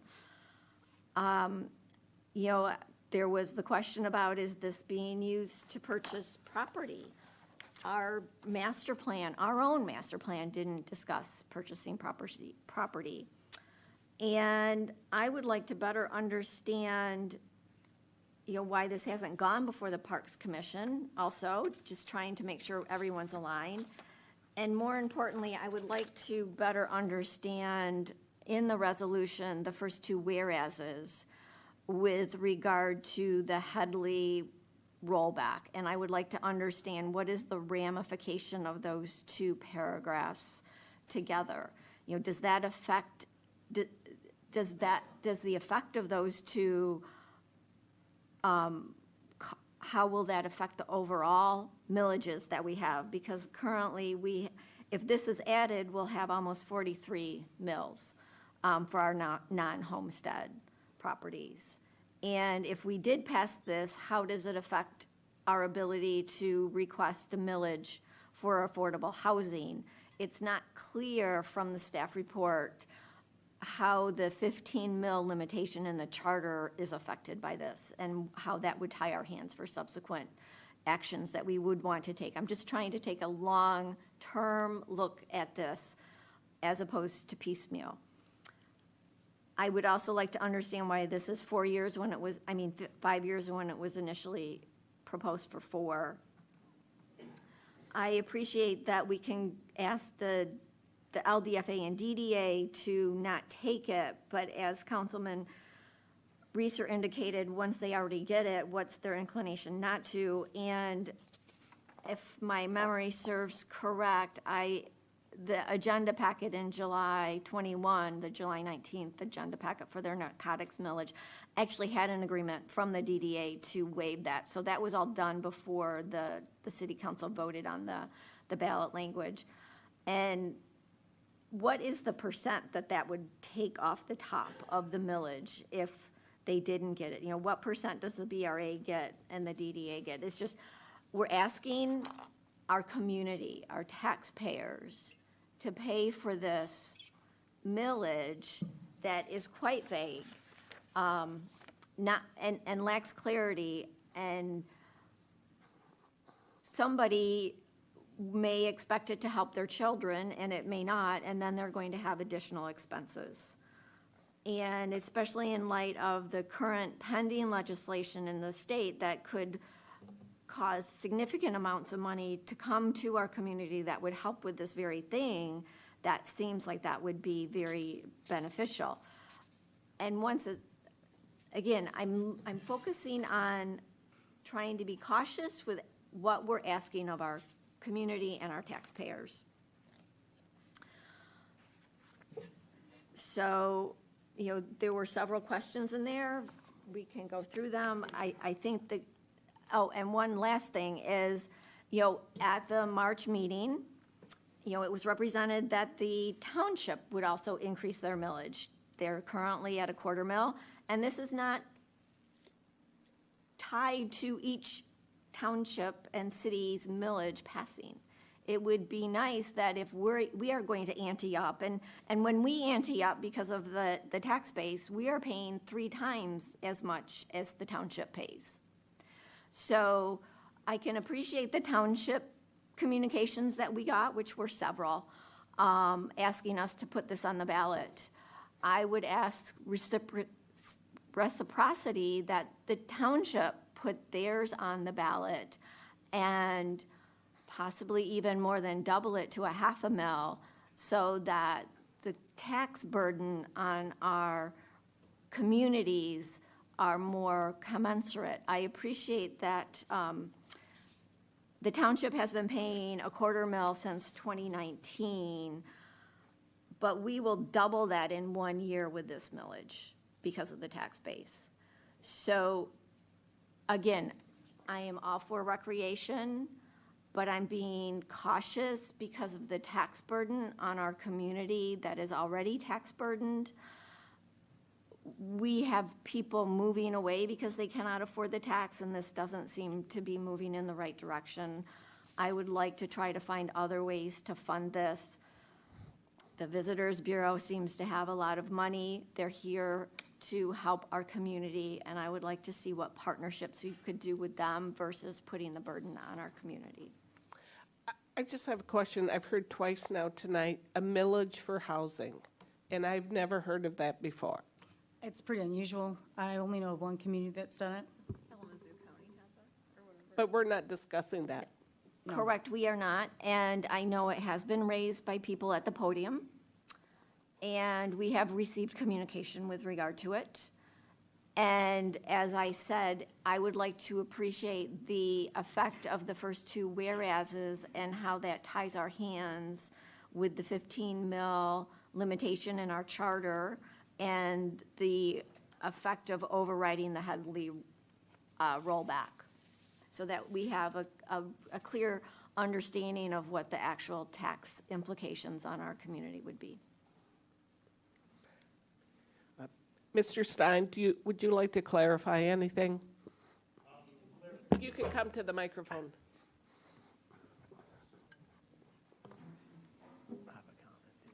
Clarification number 1, the township has had the rec millage for 8 years, not just 4 years. The big difference between the income is your taxable value is $500 million. The township's taxable value is $179 million. There's a big difference. There's no way that we can afford to go 1 mil to equal yours. You're also in the rec plan shows that the city has $9 million of unfunded work to be done. As proposed, we were talking about a third and a third, a third. A third of that would be addressed to take care of the city's assets, not the township's assets. So that's a correction that is in error. Do you have any more questions for Mr. Stein?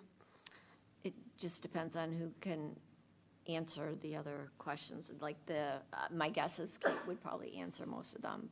And I do appreciate that the tax values are different, and I acknowledge that. So there's no way that the township can afford to pay the same as the city unless we take back some of our 425 or 4 annexation that the township gave the city.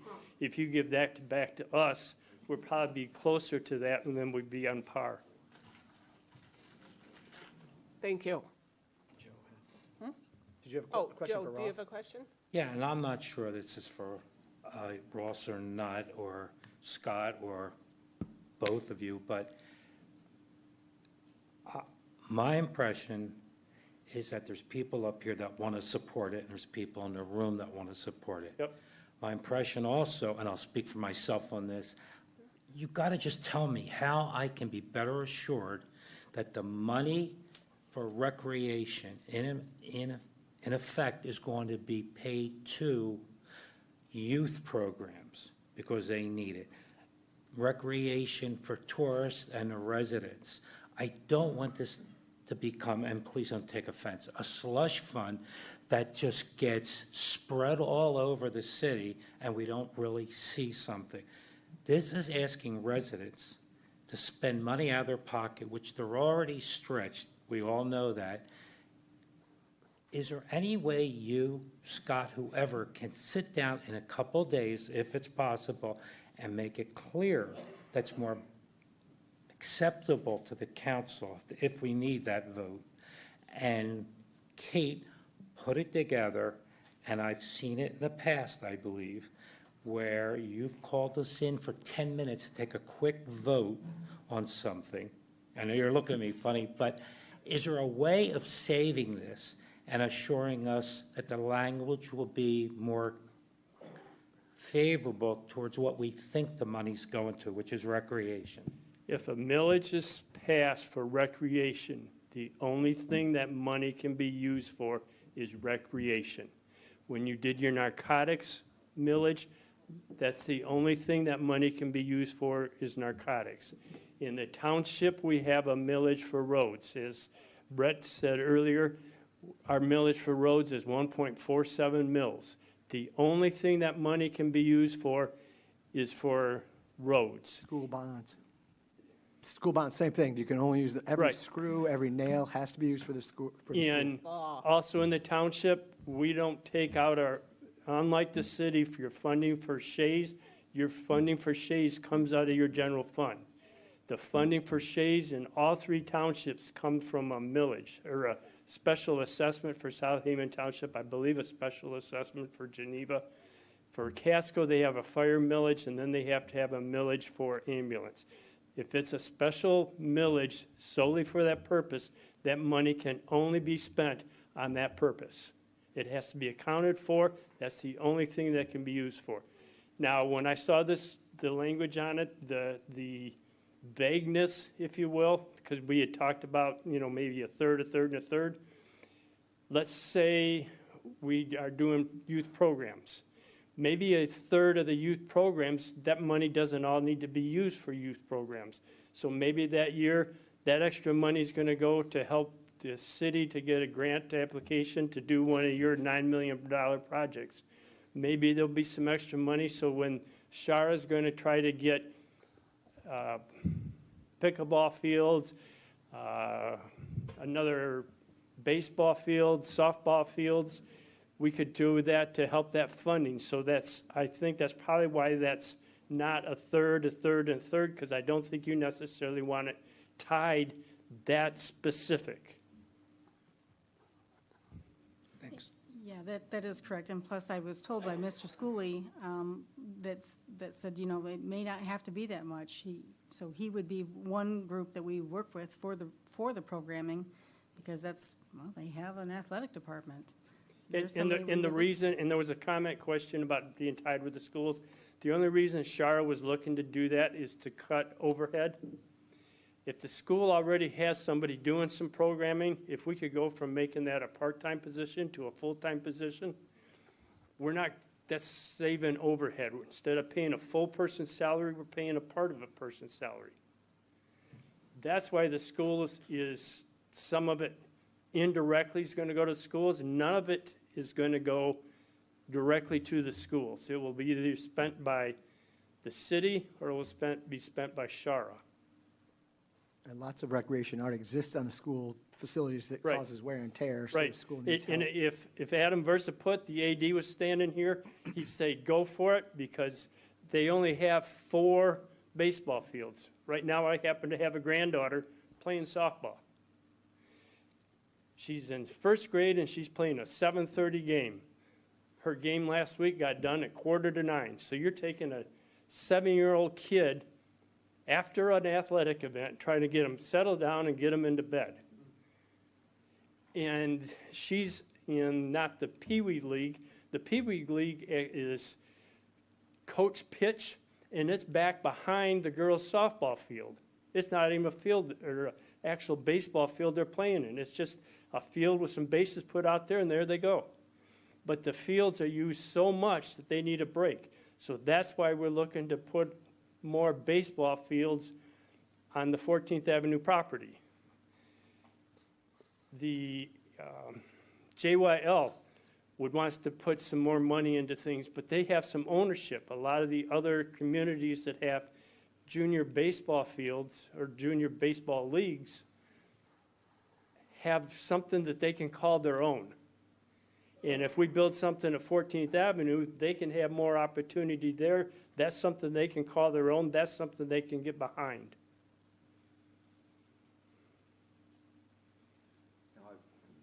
I was just going to say, we talked about Shara, we talked about city parks, and then the recreational programming side.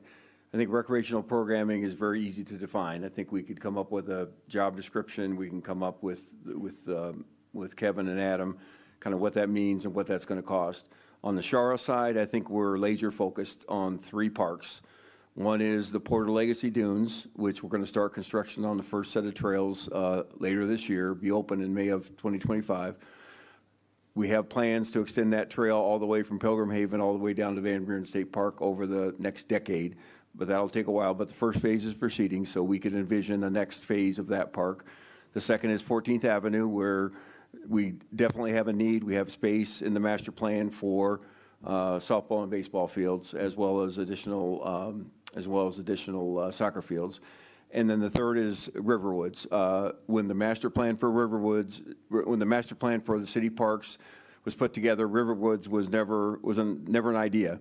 And so that's the reason it's not in the master plan. We will have to go back and update the master plan to reflect Riverwoods if that happens. But we've got some grand plans for Riverwoods. We think that it could be a tremendous asset for the community.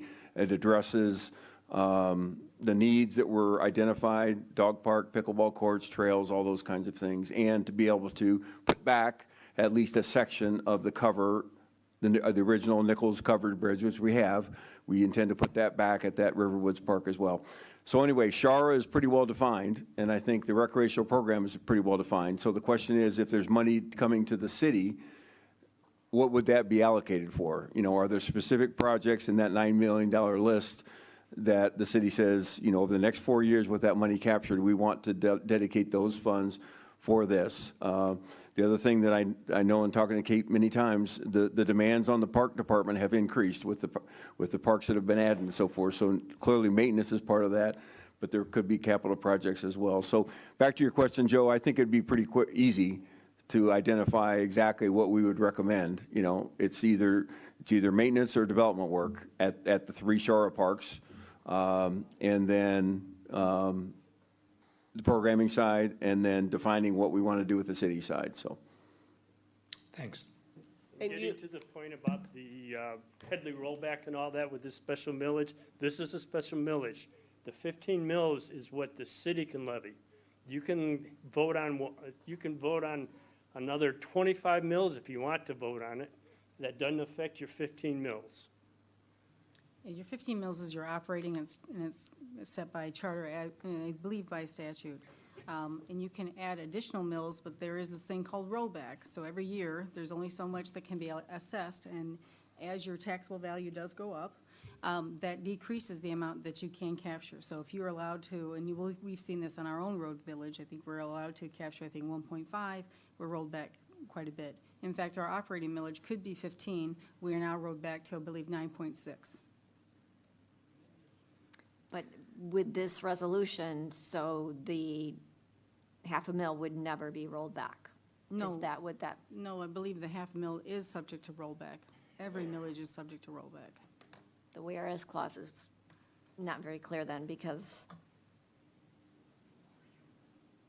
it's saying effectively override the Headley rollback. Yeah, we're not, yeah, I hear what you're saying. I'm happy to get you clarification on that, but every millage, my understanding, is subject to rollback. What this does is it sets the level And I'm happy to get you clarification on that. Okay. Yeah, if it's clarified that it would roll back, that would be appreciated. And the other thing, Mary, if I could interject, the intent was for 4 years, so I'm not sure how that got It to is for 5. 5 years, because you have to, the first year collection is 24, but you don't obviously collect in 24, you collect in 25. Okay, gotcha. So that's why it is set at 5 years, because that's pretty standard, my understanding. But you don't collect, so even though it says 24, your collection happens in 25. So the collection for year 28 will be in 29. Russ, so I just remember, are you doing a ballot increase up to a $500,000 in the township? We're doing a renewal of a $250,000, and that's for 4 years. We've already had it for 8 years. You've not had one. You've got $9 million of projects in the city. We don't have it in the township. Okay. So I would request that it's clarified that the millage is mainly for city projects. That is not correct. The $250,000 for the township goes to Shara. That's not used for township projects. But that's, when we did the first project at Pilgrim Haven, that project, I believe, was about $200-some thousand. We needed the local match. The city paid for the local match initially, and the next 4 years, the township used our millage to pay that back. So and then when we got the Porter property, we had to take a barn and a house down. The township paid for that. We use our $250,000 for Shara projects. So you're not increasing it to a $500,000 like you had indicated earlier? We'll see. Hey, maybe if you guys pass it and get one on, maybe we'll entertain that. And that's why I had inquired about having this tied to a $500,000 increase to the township. I'm just, like I said, there's a lot of burden, or having it restricted such that it's, as everyone keeps saying, there's $9 million in capital improvements for the city, so maybe we do need all the money in the city. George, and I have a comment. George? Just a comment, a couple comments. So, first of all, I've heard comments that this millage wordage is too general. When I read it, it says, for the purpose of acquiring, maintaining, and improving parks and other recreational areas, and to fund recreational programming. To me, that's pretty specific. This millage is going to go to recreation. I've gotten so many emails in support of recreation. I don't see what the issue is. We talk about if the city is not getting its fair share of the money, any money that goes to recreation, if it's in the county, if it's in the city, it's going to help everyone in the city and the county. So I am for this, and I'm frankly shocked that there's so much discussion against this. Thank you. And my comments are the same. I plan to vote yes in favor of this. The first time that Shar came and spoke to us was when the council met in Stanley Johnson, and since that date, all I've gotten is emails in favor of this rec millage. Now, when the language came out, I certainly heard Mr. Fitzer, Mr. Slattery, Mr. Campbell, Mike Neese wrote a well-thought-out email. Wendy and I reached out to some of our constituents over the weekend. Ms. Tucker expressed her concerns then and again tonight. But I also heard Mr. Stein and Mr. Reinert say, if they don't answer your questions, then vote no in August. So that's kind of my thought, is that, and I will too. If I feel that this has gone astray somehow, I'll vote no as well. For my part, our part as the council, then I would also ask the staff to please ask the TIF people that we can to waive their fees. That's my role. Other than that, passing this so that the voters can have a say, and I plan to vote yes, so that the voters can have the final say. Because as Mr. Reinert so eloquently said, if we don't sell it, then vote no. If he can't convince you, you can vote no. And just a point, Mr. Reeser, you met with Mr. Stein and Brian Doucette probably back in December. or January? And I've talked to them Good. since then, as late as a couple hours ago. Great. So you're all set. You had time to think about this and get your questions answered. And in my humble opinion, this discussion has been helpful for me, and I think maybe others on the board. So we're not just rubber stamping something. So I came in prepared to approve it. I started thinking after listening, maybe not, and listening more, I'm leaning the other way now. But that's the good part of having an open dialogue. Right. Okay. Letitia, have a comment? Do you have a question or comment? No. Anything else? I would just echo Council Arnold's comment that the LDFA and DDA, I mean, we've lost 2 months since this was initially presented in March, and I know they've met. And we have time before the August ballot. I think it would go a long way if residents knew that they were willing to waive their portion before they went to the ballot box. Okay. Roll call, please. You got it. Onuki, No. Reeser, Yes. Sleeper, Yes. Wilkins, Yes. Arnold, Yes. Hosley, No. Brown. Yes. Motion carries. Thank you. Moving on, we are at 13. The city council will be asked to review and adopt the city council priorities for fiscal year 2024 through 2025. Kate? We're at 12. Yep, we are. Oh, where are we? Social district, yeah. Oh, I'm so sorry. 12, the city council will be asked to take the following actions to amend the South Haven Social District. A, adopt a resolution 2024-20, a resolution amending the South Haven Social District. And B, introduce an ordinance to amend section 52-105 and section 58-83 of the South Haven Code of Ordinances with regard to the South Haven Social District. Griffin? Good evening, everyone. Appreciate the chance to bring this back before you. As a friendly reminder, in April, the City Council voted to move forward with the following changes after hearing from several participating businesses. These changes are listed in your packet, and I won't go through them unless you'd like me to in more detail. But, you know, in short, with that direction, city staff went back to work and prepared the materials that are brought before you. We were also in touch with the Michigan Liquor Control Commission to confirm the process for amending the social district. So what you have before you this evening is really a few different things, but they break down really into two pieces. Piece one being Resolution 2024-20. This is a resolution to amend the social district. There are 3 map options for you all to consider. Ultimately, a map option needs to be selected and adopted this evening if you all are wanting to address these changes prior to the end of the social district on May 15th.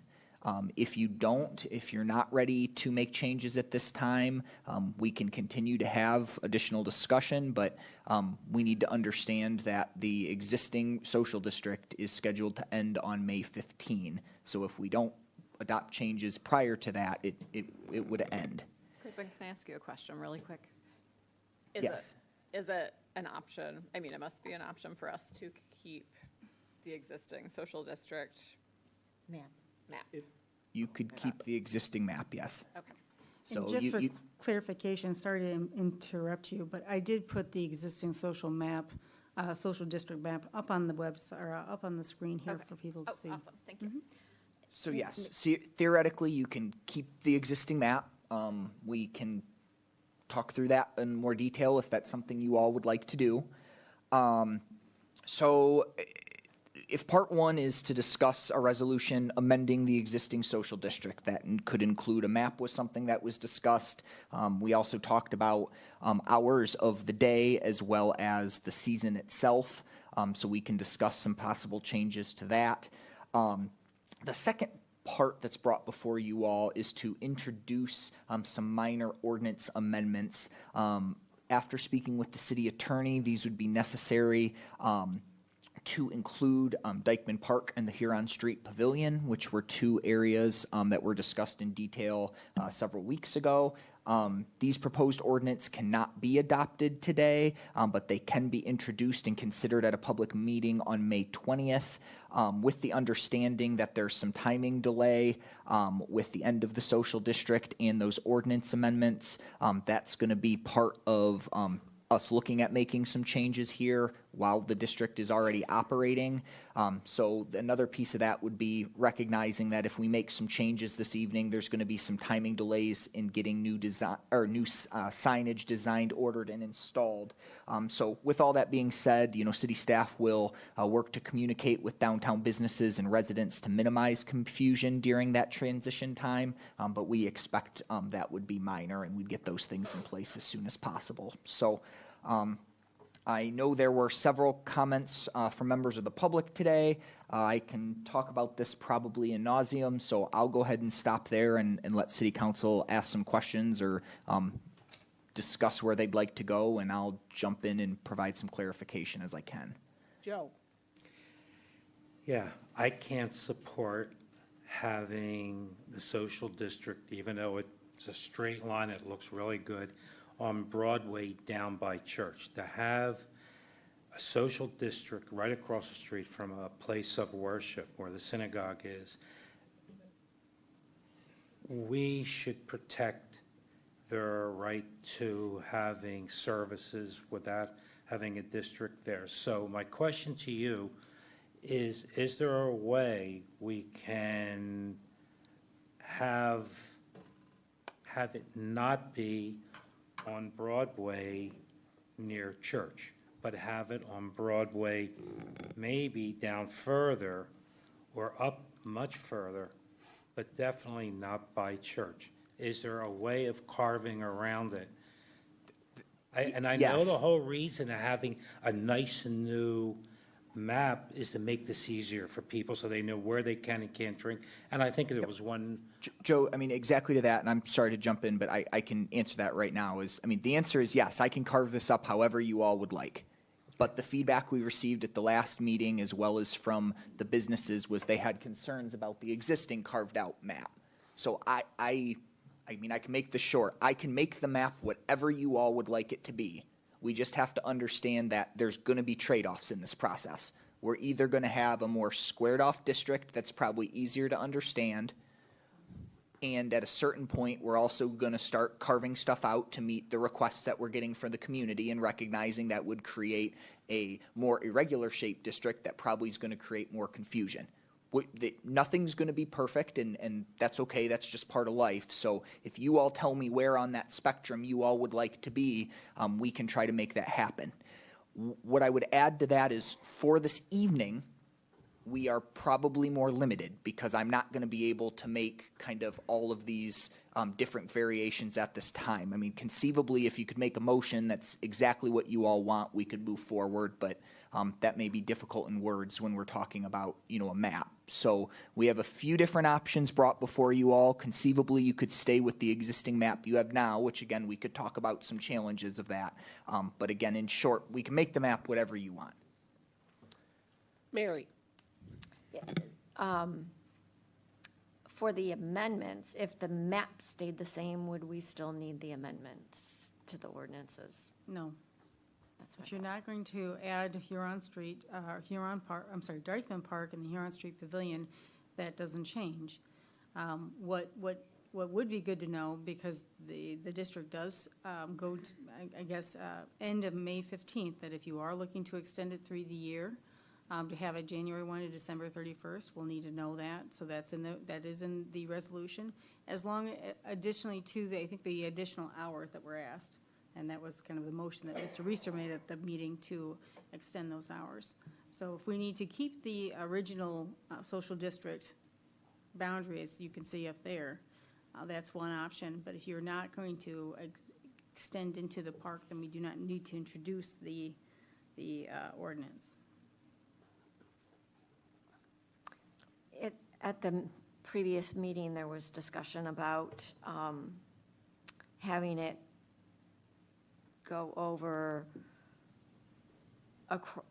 it was it was truncated on William Street. It doesn't cross over William Street in the three drafts. Is there any issue, because I think we were waiting to hear back from the HOA or what, the property owners. Is there a problem if that remains as is? I don't believe we discussed William Street at the last city council meeting, so what's the question? Maybe I can help Well, no, clarify. we had discussed that it was not extending to encompass like the river bottom. No, so like Harbor Brewing, South Haven Brewing, excuse me. That may have been something you all discussed at the DDA meeting. That wasn't a conversation we had at the last city council meeting. I can tell you that in the existing map currently includes Old Harbor Village. That includes Right. a few different establishments.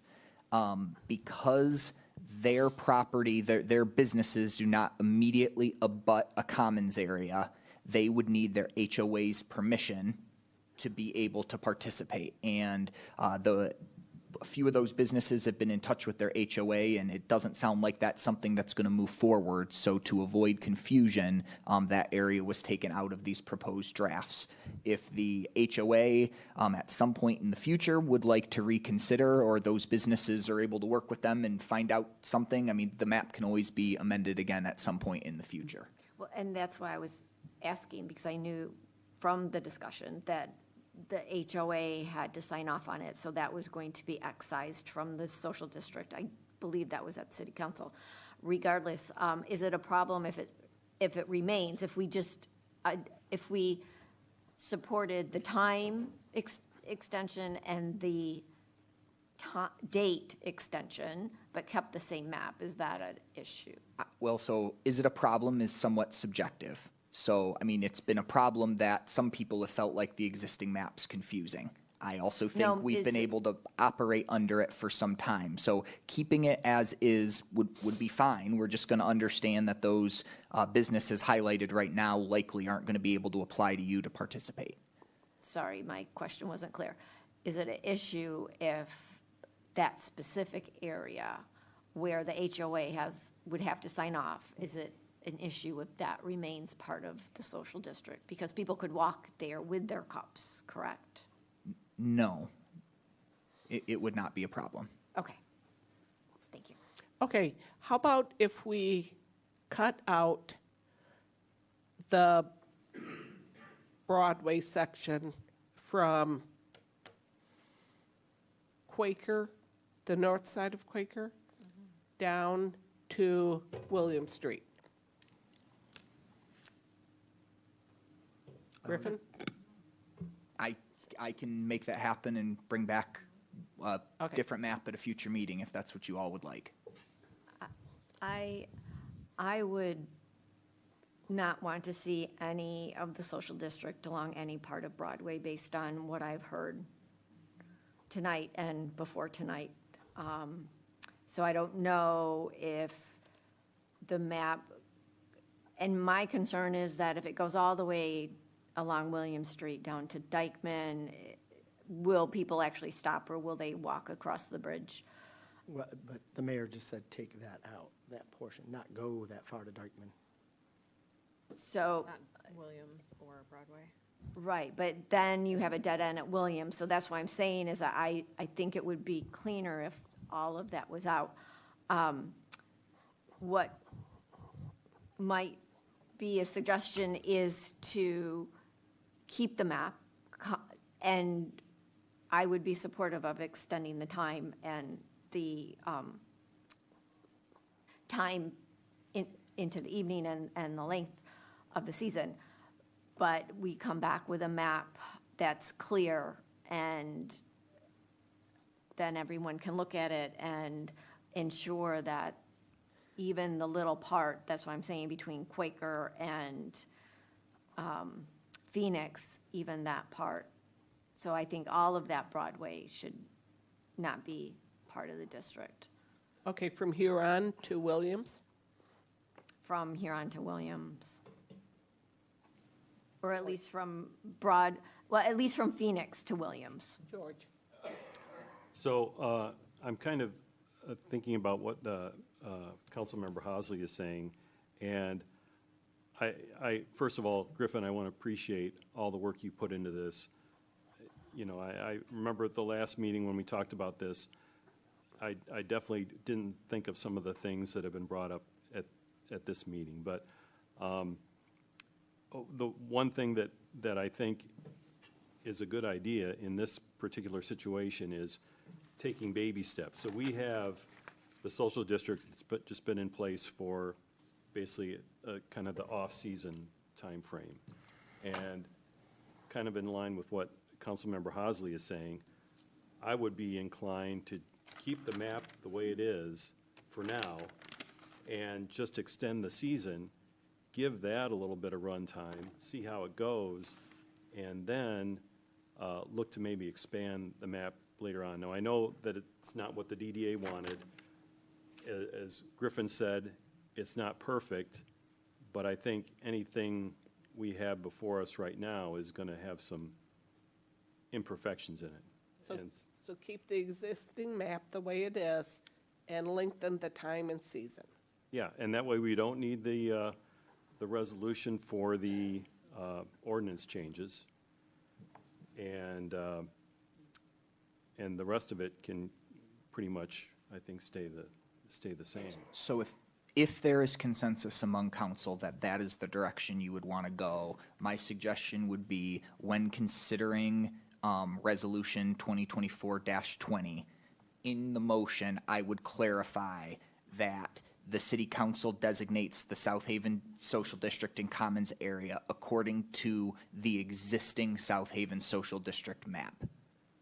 Okay. Because you are going to want to adopt the amended maintenance and management plan, because that's where it's going to address open daily, the hours of operations, so on and so forth. May I make, do you want? I was going to say, I certainly want to keep it moving. I'm in full support in what I've heard from my constituents of the time of year extension, the time of day extension. I would like to see, and I'm happy to work under the old map, but I would like to see an option where it would include Quaker all the way to Broadway, so that we're not excluding Thirsty Perch or Kitchen Tribes should they choose to be involved. I also think we should look at Dykeman Park and the Huron Street Pavilion. I think we should. But to keep it moving, I would stick with the old map. And the map can be, oh, sorry. You can have one more comment. I was just going to say, the map can be amended very quickly through a resolution. It can. I do want to make one comment there, though, is just recognize that every time we change the map or every time we change something, we're ordering or changing signs. So that may seem minor. And again, I can look particularly right now with us not changing the map of maybe just finding a way to overlay the existing signs with the sign with the time changes. I'm brainstorming right now, but just yes, theoretically, you all are absolutely right. You can pretty much change the map whenever you want, but let's at least recognize there are costs associated in kind of operational considerations every time we do make a change. Are the signs on the west side of Kalamazoo a mistake? On the proposed map? No, the gentleman brought up, and he's wondering why there are social district signs on the west side of Kalamazoo. I think it's on a proposed map.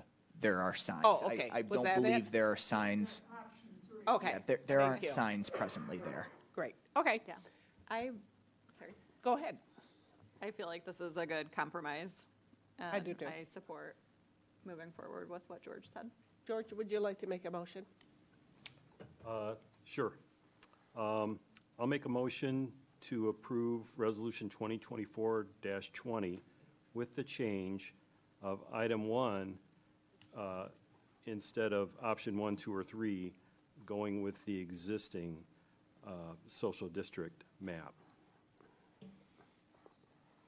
Second. Any more discussion?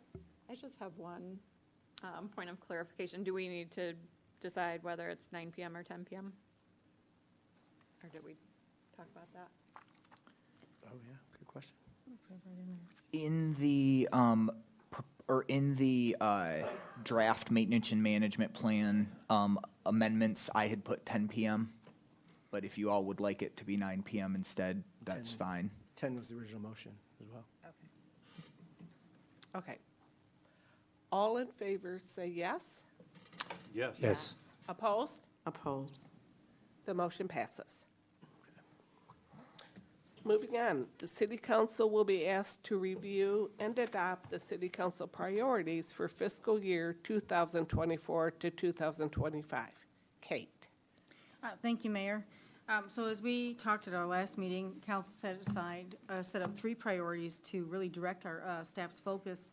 And as part of that exercise, when we went through with Mr. Vandenberg, we talked about making some action item steps, as well as maybe break down who's going to do what, and knowing that we're trying to make this kind of progress within 1 year, and also put some allocation dollars to those.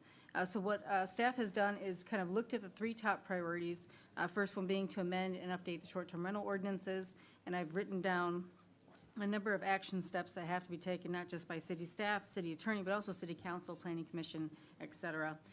We did estimate $10,000 into that. That has already been kind of placeholdered, if you will, in the general fund through the building department. The second priority was the city leadership will work to develop housing, including the Overton site and other changes needed to support housing. This one was a bit more of a kind of fleshed out item based on a number of comments that were made at the meeting. And so I've kind of itemized out what it would take and what it's going to look like with the redevelopment of the Overton site. We do have this zoning ordinance. I wrote update, but it's really the recodification progress that is currently at the Planning Commission. But again, that's an ongoing kind of step because we know there's a number of hearings that have to be taken. We have the master plan review, which should be written as the review rather than the update. We did a pretty big update of the master plan, so really we're doing like a review and small things to that. But then again, that might be a good time, as we've talked about before, of maybe making some zoning ordinance amendments or other items to that so that we can prepare ourselves for housing down the road.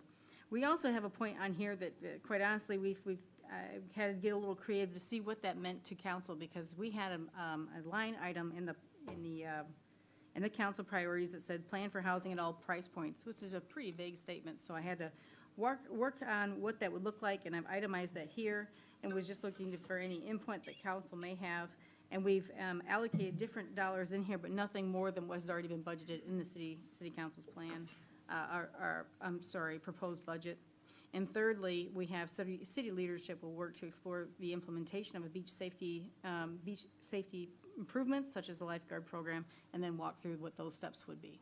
So that's what I have down here, and I know it's I'm kind of rushing a little bit because we're at about 9:11, but that's what I had done based on the feedback and kind of guidance from our priority setting session. Any questions, comments? On the amount of money budgeted for those items, is that firm? Because for housing, if the city wants to buy a house that's going through foreclosure, that money that you have listed is not enough? Possibly not. We could, a budget is a plan, and like any time, plans sometimes have to be amended. This Okay. council will be seeing a budget amendment at our second meeting in June. If we do need to make other budget amendments, we can come to this council and make that. Okay, thank you. George? So, Kate, do you need a motion from us to adopt these priorities? Is that, or have we already done that, and this is, you're just updating us, kind of? I guess I did write as an adoption, simply because it shows the action steps that that staff will be taking. That way you all can kind of see where staff's intending to go with these individual items. It's almost like a bit of a roadmap for us, so we're all kind of, if you pardon the expression, singing off the same choir book. Well, I have a Mary? few questions. I would like to see some timelines to help us stay on the same road, moving in the same direction. And I don't, that might be something staff could come back with. For the STR ordinance amendments, because it does indicate, it does only provide for planning commission review, I want to avoid any misunderstandings that it's just the zoning ordinance amendments. I think a general trend is going from zoning to the code of ordinances, the regulatory ordinances for short-term rental management. So I would like that clarified, that we're looking at not just zoning, but code of ordinance amendments. And those do not go to the planning commission for review.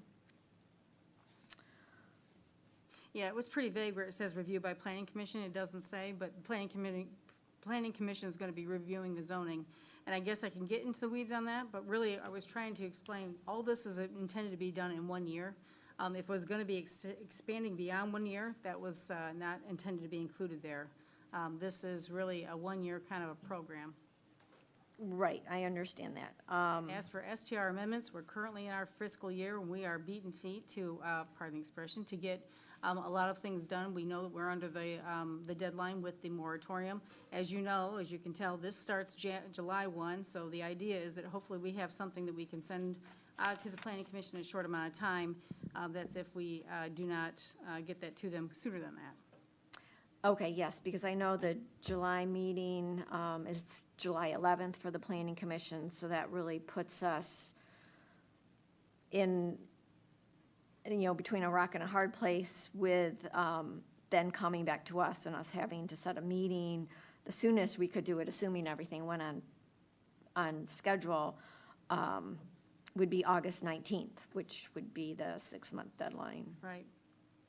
Yeah, I'm not going to, I would hesitate to put dates in here because quite honestly, there's so many moving parts that ultimately council has to be the one that sends a zoning ordinance to planning commission. Okay.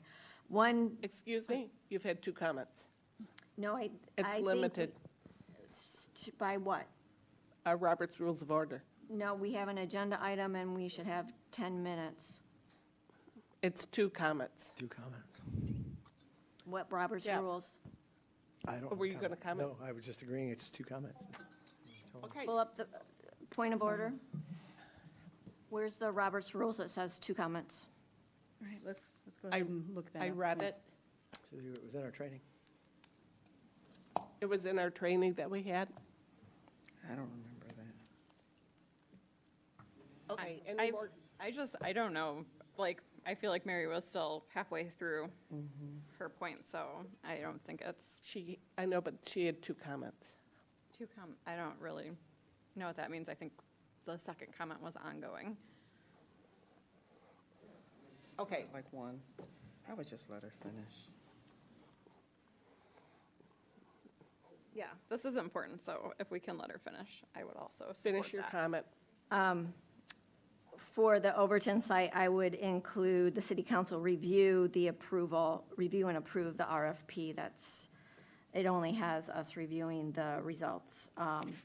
And for the beach safety, I would add an item for decide whether, between the first and second bullet, circle, decide whether to issue an RFP for lifeguard experts to advise the city regarding the best way to implement a lifeguard program. And in all the square bullets, it would say city staff and/or lifeguard experts. So it's not just the city staff involved with the lifeguard program. And I just want to clarify, this is just coming from 1 city council member. Okay. Is there a motion to approve the priorities? I didn't even say anything yet, though. Oh, go ahead. Thank you. The only thing that I saw that was missing off the top of my head for planning for housing at all price points was, I know Ryan Kilpatrick had talked about having designs that are pre-approved to kind of speed up the process for developers. So I feel like that would be something worth looking at. What would you, I'm sorry, so is that, just so I'm looking at this with my staff, are you asking me if Ryan Kilpatrick has those designs? Or are you asking staff to implement those as part of a zoning ordinance or part of a master plan? What does that mean? I'm asking under the priorities for the action plans to have that as a bullet point where we can have pre-approved design plans to speed up development and reduce the cost for them. So maybe that's already, could be fleshed out and explore additional zoning ordinance amendments? I just didn't know that it needed to be in a zoning ordinance amendment, but Okay. have pre-approved plans. I'm not sure. This action is a request to adopt the priorities. Right. So I feel like this is our time to talk about the action items that are under the priorities. That was my understanding. Actually, we could do that at a workshop. I think that would be great. Okay. Is there a motion to adopt the city council priorities for fiscal year 2024 to 2025? I move to adopt the priorities for the fiscal year 2024, 2025. Second? Any more discussion? I have a question. Sure. Kate, did we decide that there was going to be some type of timeline I think someone suggested that. Did we say we were going to have some type of timeline just to make sure like we're meeting some type of goal at a certain amount of time? Or? I haven't broken these out. Beg your pardon. I haven't broken these out more than beyond a year because many of these are kind of in line. And I apologize that I did have in there that City Council does review and approve the request for proposal. So all these have to kind of happen first, kind of in line as they're going down. All of these are intended to be performed or executed in the next 1 year. So I don't have, anything saying that the draft for RFP will occur in 3 months or 6 months, but it, as well as select a preferred developer team and negotiate a due diligence agreement, are all in the same year. So this is all work that we're intending to get done in this year. Second question. Yes, ma'am. I was just thinking, would it make it easier for the community to feel like we're making some progress if maybe we say by the end of the year, we hope to have this done or something done? Or I can tell you that it is my hope that we are making significant progress on this, and it is also my hope that based on what we've talked about with Mr. Vandenberg, that we'd be giving you 3-month updates on all of these progresses, all these projects. You said 3 months? 3 months. Quarterly? So quarterly. Quarterly, Okay. yes. Okay. Thank you. Okay. All in favor say yes. Yes. Yes. Yes. Opposed? The motion passes. Next, 13A, a brief discussion on short-term rentals. I'm allotting 5 minutes for this. And Megan, will you please time it?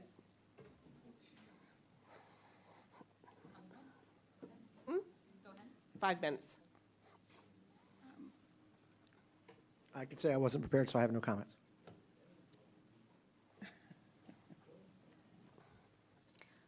So are we just waiting for someone to start talking? Yes. Okay, so I would like, I think we need to discuss, where we're at. Kate, if you don't mind, I think we kind of had a little discussion. I know we're down to 4 minutes. Yep. Can you quickly, kind of let us know? So the community, the people need to know, they deserve to know Right, where so we're at. City Council has given direction to city staff and the city's attorney as to what they'd like to see with proposed amendments. City attorney has been working on those drafts. City staff are going to be reviewing said amendments and then conferring with the city attorney. The city attorney intends to, and I wrote this down specifically, I have been in touch with him as of today. The city attorney knows the time pressure as well as the pressure of that this council is receiving on the community, knowing that this is a major item. It is not only our top priority for next year, but this is something we want to get done.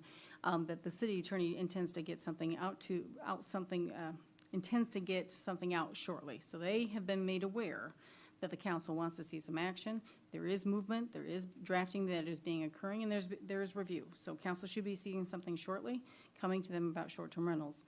And I do want to make sure that I have heard some people saying, well, when are we going to be extending the moratorium? The moratorium has not even hit halfway through. So the moratorium ends August 19th. The idea would be to have something to the city council for their review, of course, making sure that we're on the same page if this is what council wants it to look like. And we can go back to the I wouldn't say back to the drawing board, but we can amend that to say if there's things that we are not covering or should be covered or included. And then that would be referred to the appropriate reviewing agencies, such as the Planning Commission, if that's what the statute provides. Also, I think there's been an increase in personal short-term rental certificates. That was another question from the community. And they were kind of concerned about that. Should they be concerned, or should we be trying to do something different to, remedy that, since that is it's the elephant in our city? Sure. Short-term rental. I don't have those numbers right in front of me, but I can get those out to council and see where we're at and see if that's something that you all would like to look at. But right now, I don't have definitive numbers. I looked at I've talked with a few staff members and looked at a few things, but I am by no means the expert, so I don't want to give you bad information. I don't want to give you incomplete information. So I'm happy to get that to council this week. Well, I think you said it increased by 9. Again, that was my guesstimate, and I do want to make sure that information is correct, but that was my initial impression, but I do want to make sure that is correct. So that'll be my first thing to do tomorrow, is to have staff kind of pull some numbers for us. And shortly is by our next council meeting, right? Shortly was not defined, but I have impressed upon them that this is something that council wants to see in the short term.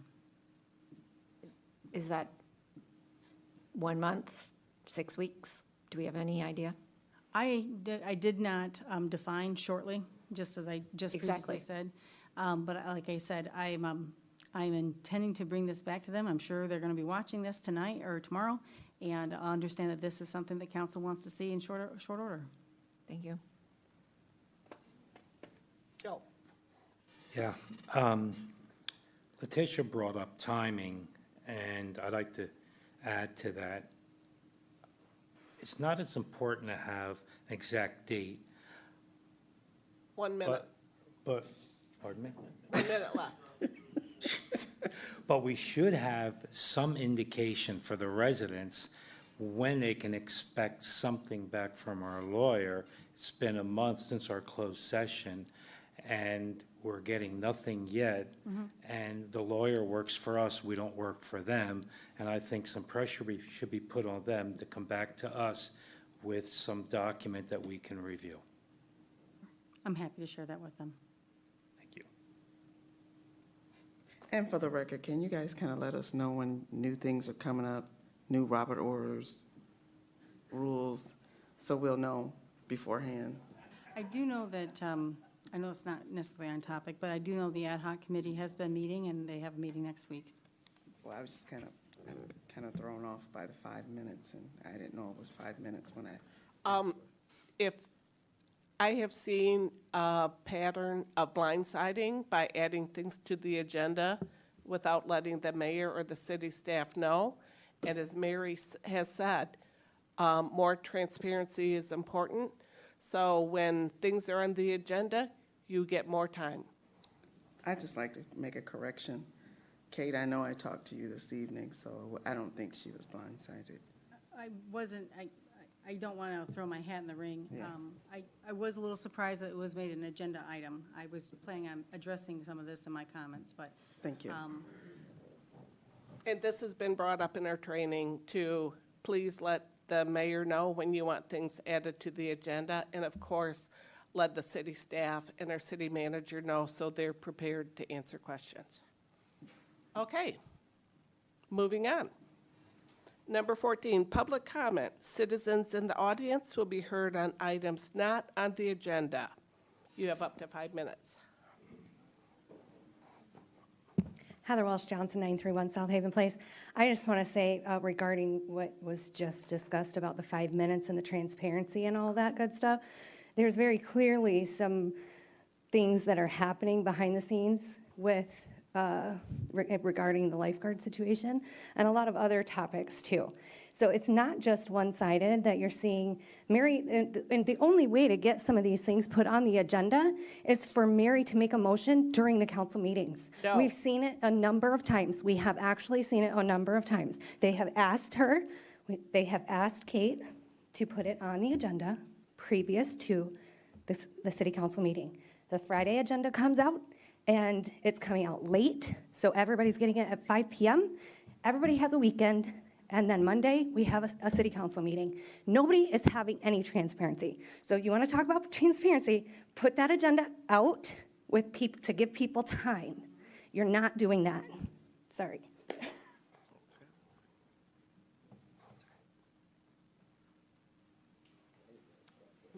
Mike Campbell, 216 Erie Street. I was going to make two comments, but I'll limit it to one.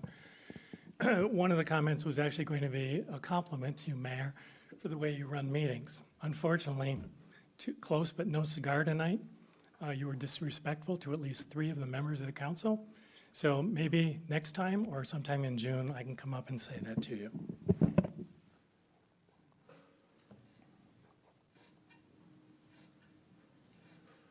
Not sure how these work. Good evening, Bob Metzen, 130 Van Buren Street. I recently joined a task force that would like to work with the city on the working affordable housing issue. There's 10 to 12 of us. Most of the people, if I named them, you'd know who they were. They're people who are committed to the success of the city. So we were glad as a group to see that's a priority of the city. We do understand how complex this type of project is. And it takes a lot of time and a lot of resources. So what we would like to do is offer our help. In January or February, we had a discussion during the STR meetings, or the council did, that it'd be nice to get support from people in the community. There are many people with business backgrounds, legal backgrounds, other things that can help. The staff and the council are truly overworked. Personally, I'm interested. I found the whole thing fascinating. Over the last month or so, I've met with developers and Habitat for Humanity. I was at a lunch with a couple of you and then talked to Don Wilkinson after that. Our group has been meeting and have some really good ideas. I mean, following up on what happened with Overton, I think now would be a good time. My ideas and thoughts are fresh, you know, to maybe engage us to help out. So we need your help. I don't know how the process is. You know, again, January, February, oh, it's a great idea. We get citizens to help. So maybe, you know, Kate or Griffin meet with our group, understand the ideas, thoughts we have. Some may be good, some may be bad. But they could also direct us. We can help you. We can lighten the load. We can do some of the lifting at the city's direction. But we want to help to try and get this done. We just want to make sure that everything's covered. We can communicate with the community, get feedback. There's a lot of things we can do. I'm not a lawyer, but as I've told people, I've done $3 billion of financing. My days looked at plenty of legal contracts. I'd love to look at TIF agreements, other things. I'd love to get involved in that to try and make this happen. And I know the other 10 people on the committee would also. But I don't know what the process is. We're putting it out there for you. We want to help. So I would suggest maybe, you know, like I said, Kate or Griffin meet with us, see that we're for real, and maybe we can help you all out. So thanks for your time. Thank you.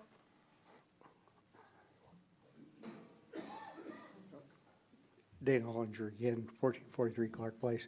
So this is for items not on the agenda, but I do want to sneak in a thank you. So this is an update. A few weeks ago, First Year Congregation came to City Council for approval to make, I'll call it a restoration of the entrance to our cemetery. And I just want to say thank you, the park staff, the folks in the city that handle the water, and the folks in the city that handle streets. It's been great to work with. We've got the water surface moved, we got the curb poured, we got the new drive poured, the masons got the second pillar in, the fence guy's working on making our fence, so it's going well. And like we always say in South Haven, weather permitting, we hope to have this thing done maybe by Memorial Day. But again, I just want to shout out and a thank you for the parks, the street folks, and the water department who all worked together to actually make this easier than we thought it was going to be at the beginning. Thank you. Thank you.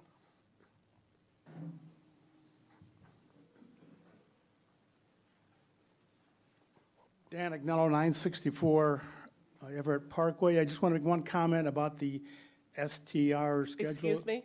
This is for comments that are not on the agenda. Okay, I'll just send an email then. Thank you. Any other comments?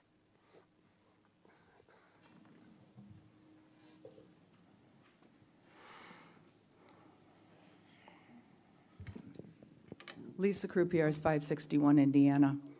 I had not intended to speak tonight, but what I am observing is very troubling. I see, first of all, Councilwoman Husley is not the only one that has brought things up that have not been on, and asked them to be on the agenda. She is not the only one. It's also been done by Councilman Reeser, tonight by Councilman Wilkins. I just feel it's, from what I understand, there is communication to the mayor and to the city manager, and those things are ignored. So I think it's a good workaround to bring these things up. It is transparency.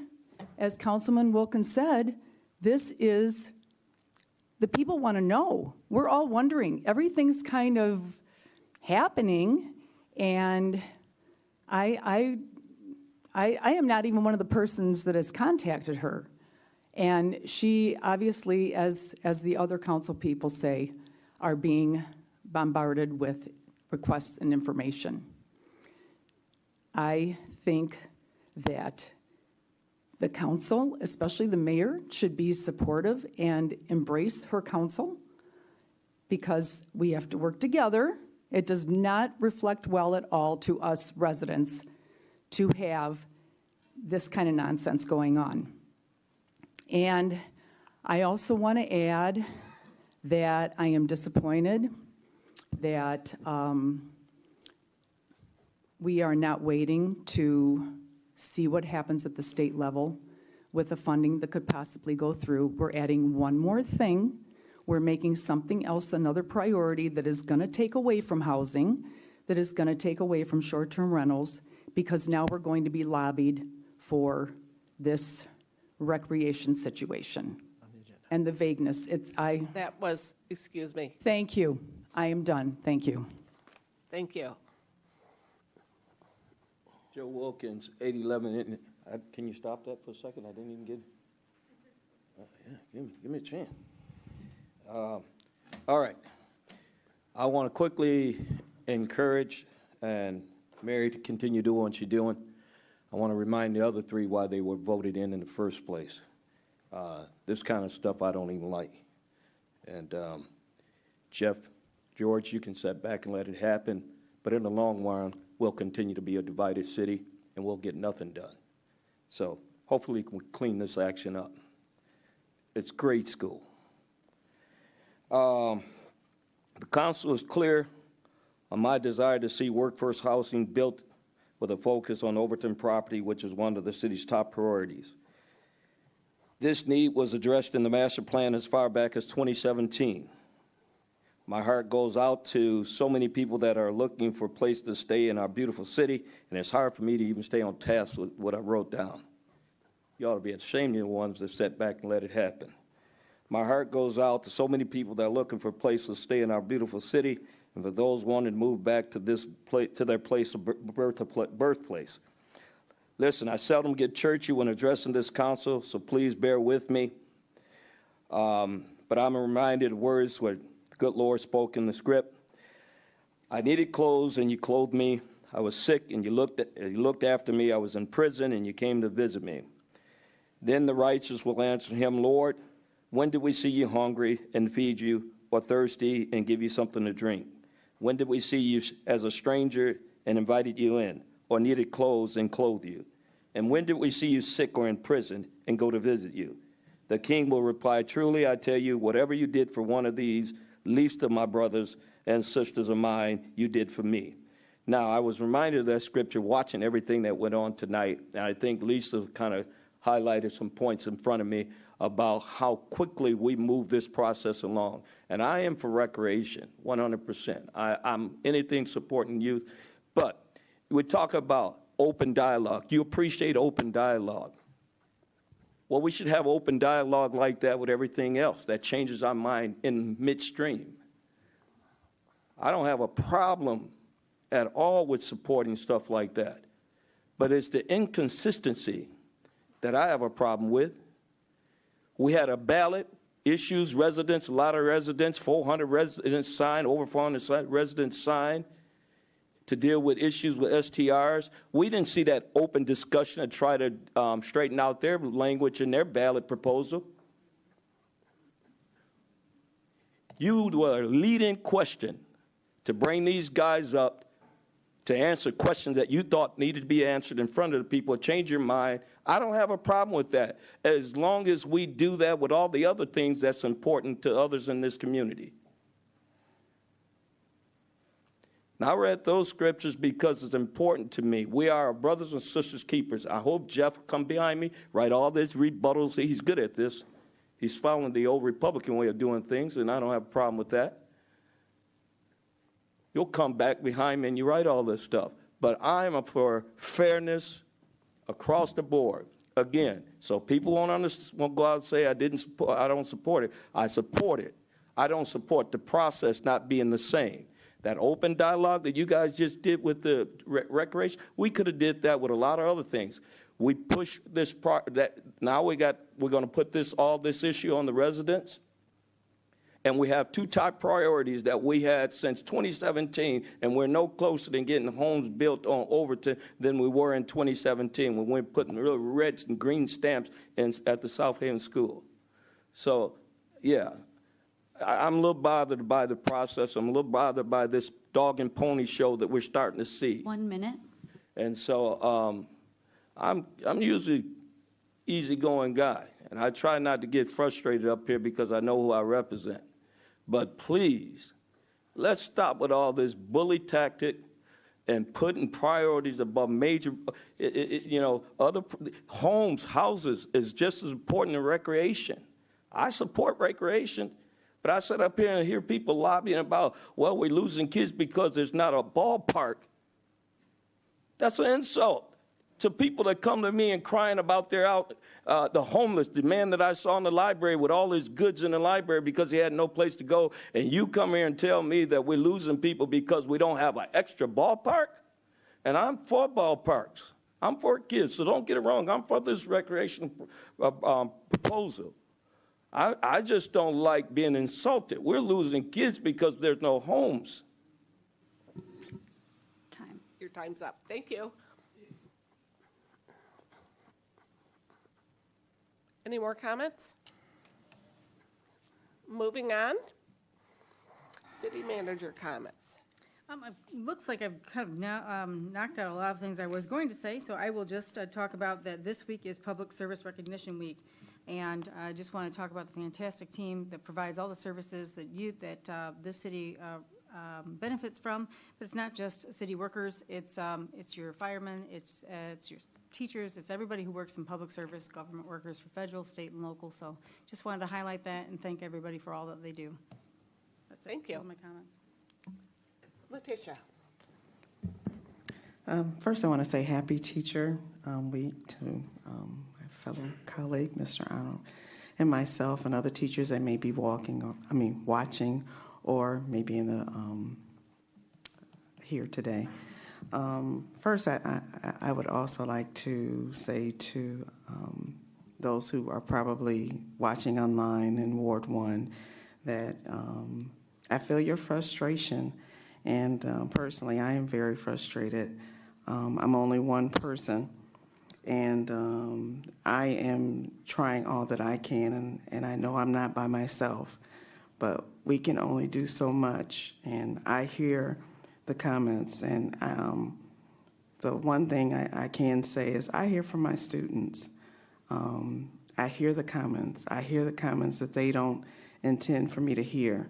I hear the frustrations. I hear the struggles, going to the grocery store with their parents and they can't afford things, or they're living in a one-bedroom apartment and there's 3 people and they have to sleep on the couch, which is between the living room and the kitchen, and their sister has to sleep with the mom.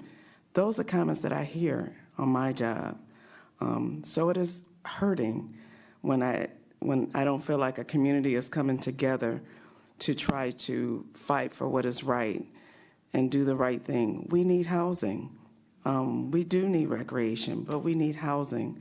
I have several students in my classroom that I know are homeless, living in buses, living in tents, and we're fighting, and it's bothersome. And I apologize, but, to the community, because there are some of us that are trying. I heard a student say today, Mrs. Wilkins, you saw that house just went up for sale? I said, yeah, I did see that. $270,000. We looked it up. $1,700 a month, not including taxes. Who can afford $1,700 a month when the average person in South Haven is making what? Less than $40,000. They can't even afford $1,200 for a one-bedroom apartment. And yet we can't seem to get together as a community and put our issues aside and come together and join hands for one thing, and that is to save our community. I've been here 54 years. There's other people who have been here just as long as I have or more. And it doesn't matter if you're here 10 years, 5 years, you're still a resident. You still have a voice. Do something. Say something. Just like I heard people say things tonight for recreation, please say something. We need housing. We don't have it. If you care about the school system of which I've worked for, which Jeff works for, other people work for, in a minute there won't be a need for a teacher. Our student population is declining, and I didn't mean to be this long, but that's just what's on my heart. And I just had to say it. Thank you. George? Just real quick, I wanted to shout out to the many people that I was participating in an event on Saturday put on by a local restaurant and Corona beer, and it was cleaning up beaches. And I even met a couple that drove down from Grand Rapids to help clean up our beaches. So thanks to everyone that participated in that. And just if you happen to be a boater and you're smoking, don't throw your cigarette butts out the boat, because they end up washed up on the beach, as I end up picking up a lot of them. That's it. Thank you. Joe?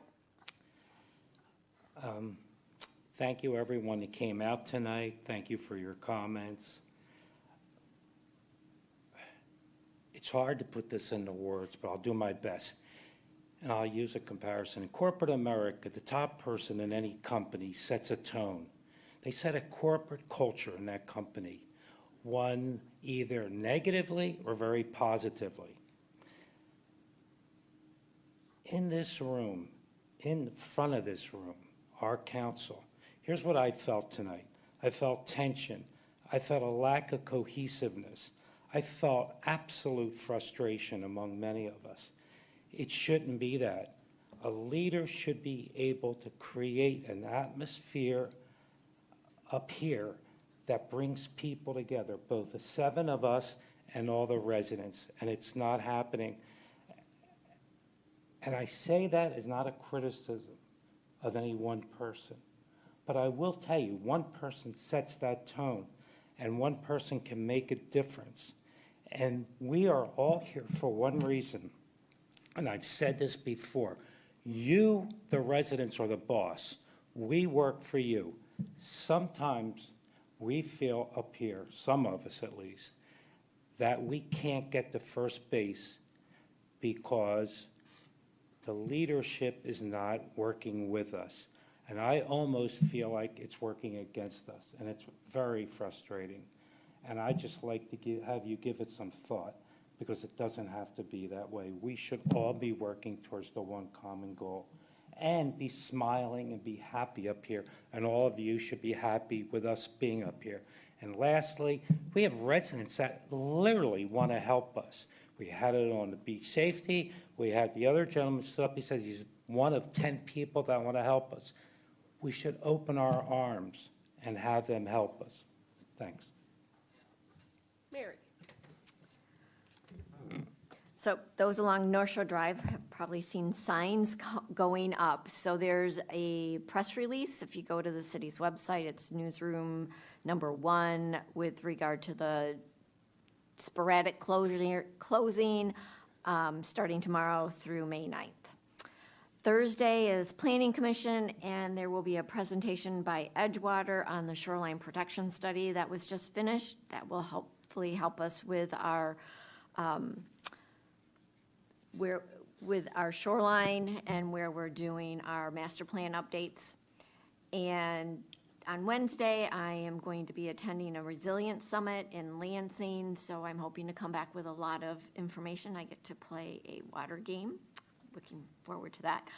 And May 7th, tomorrow, the Scott Club is at 1 p.m. It has presentation, Turning Points in History by the South Haven history students. So that should be very, very interesting. The students, with the guidance of their teacher, Julia Shepard, and I've heard excellent things about her, so happy Teacher Week to everyone with that, will be preparing their projects for the National History Day 2024 competition. And so please attend and be the live audience to witness the results of the hard work that goes into these wonderful projects. And last but not least, thank you everyone for coming out and for contacting us. I had several calls over the weekend with regard to a few topics that got put on the agenda Friday evening. And so thank you for your involvement. Thank you. Wendy? Okay, I just have a few things.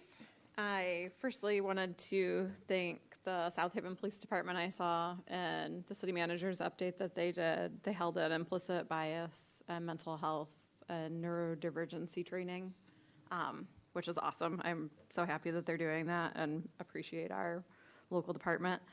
3 of us, I don't even know if it was last week or the week before, but Councilperson Housley, Councilperson Reeser, and I all attended, and this was not planned. And Griffin was there too, the MSU Extension Attainable Housing Workshop that was held in Lawrence, and it was full of really good information. It was just a really good learning opportunity. And to the points made earlier, I think a lot of us up here are just so eager to get stuff done for our residents. We're just trying to figure out how to go about that. So sometimes it might not be in the most optimal way. We just want our city to keep moving forward. So if there's a better way to do it, I am all ears. And I had a question about the Marty Jordan Beach Safety Plan for Kate, if we're gonna have to approve that before summer.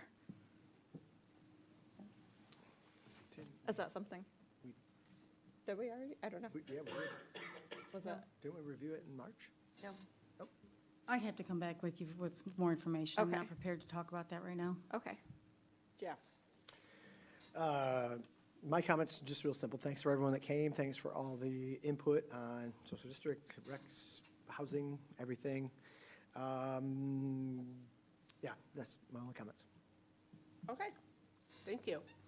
On Saturday, Kate and I and Kim Wise and some other city staff attended the annual dinner for Shays, and it was a great evening. And I want to again congratulate J.D. Quinn, Captain J.D. Quinn, who was named Firefighter of the Year. So we're always grateful to Shays for their dedication and courage and service. So it was a great evening. Thank you. And next on the agenda, the City Council will be asked to consider a motion to go into closed session under Section 8(1)H of Michigan's Open Meetings Act to consider material exempt from discussion or disclosure by state or federal statute, specifically a written legal memorandum from the city attorney protected under attorney-client privilege. Is there a motion to go into closed session? I move that we go into closed session. Second. Roll call, please. Arnold. Yes. Hasley. Yes. Onuki. Yes. Reeser. Yes. Sleeper. Yes. Wilkins. Yes. Brown. Yes.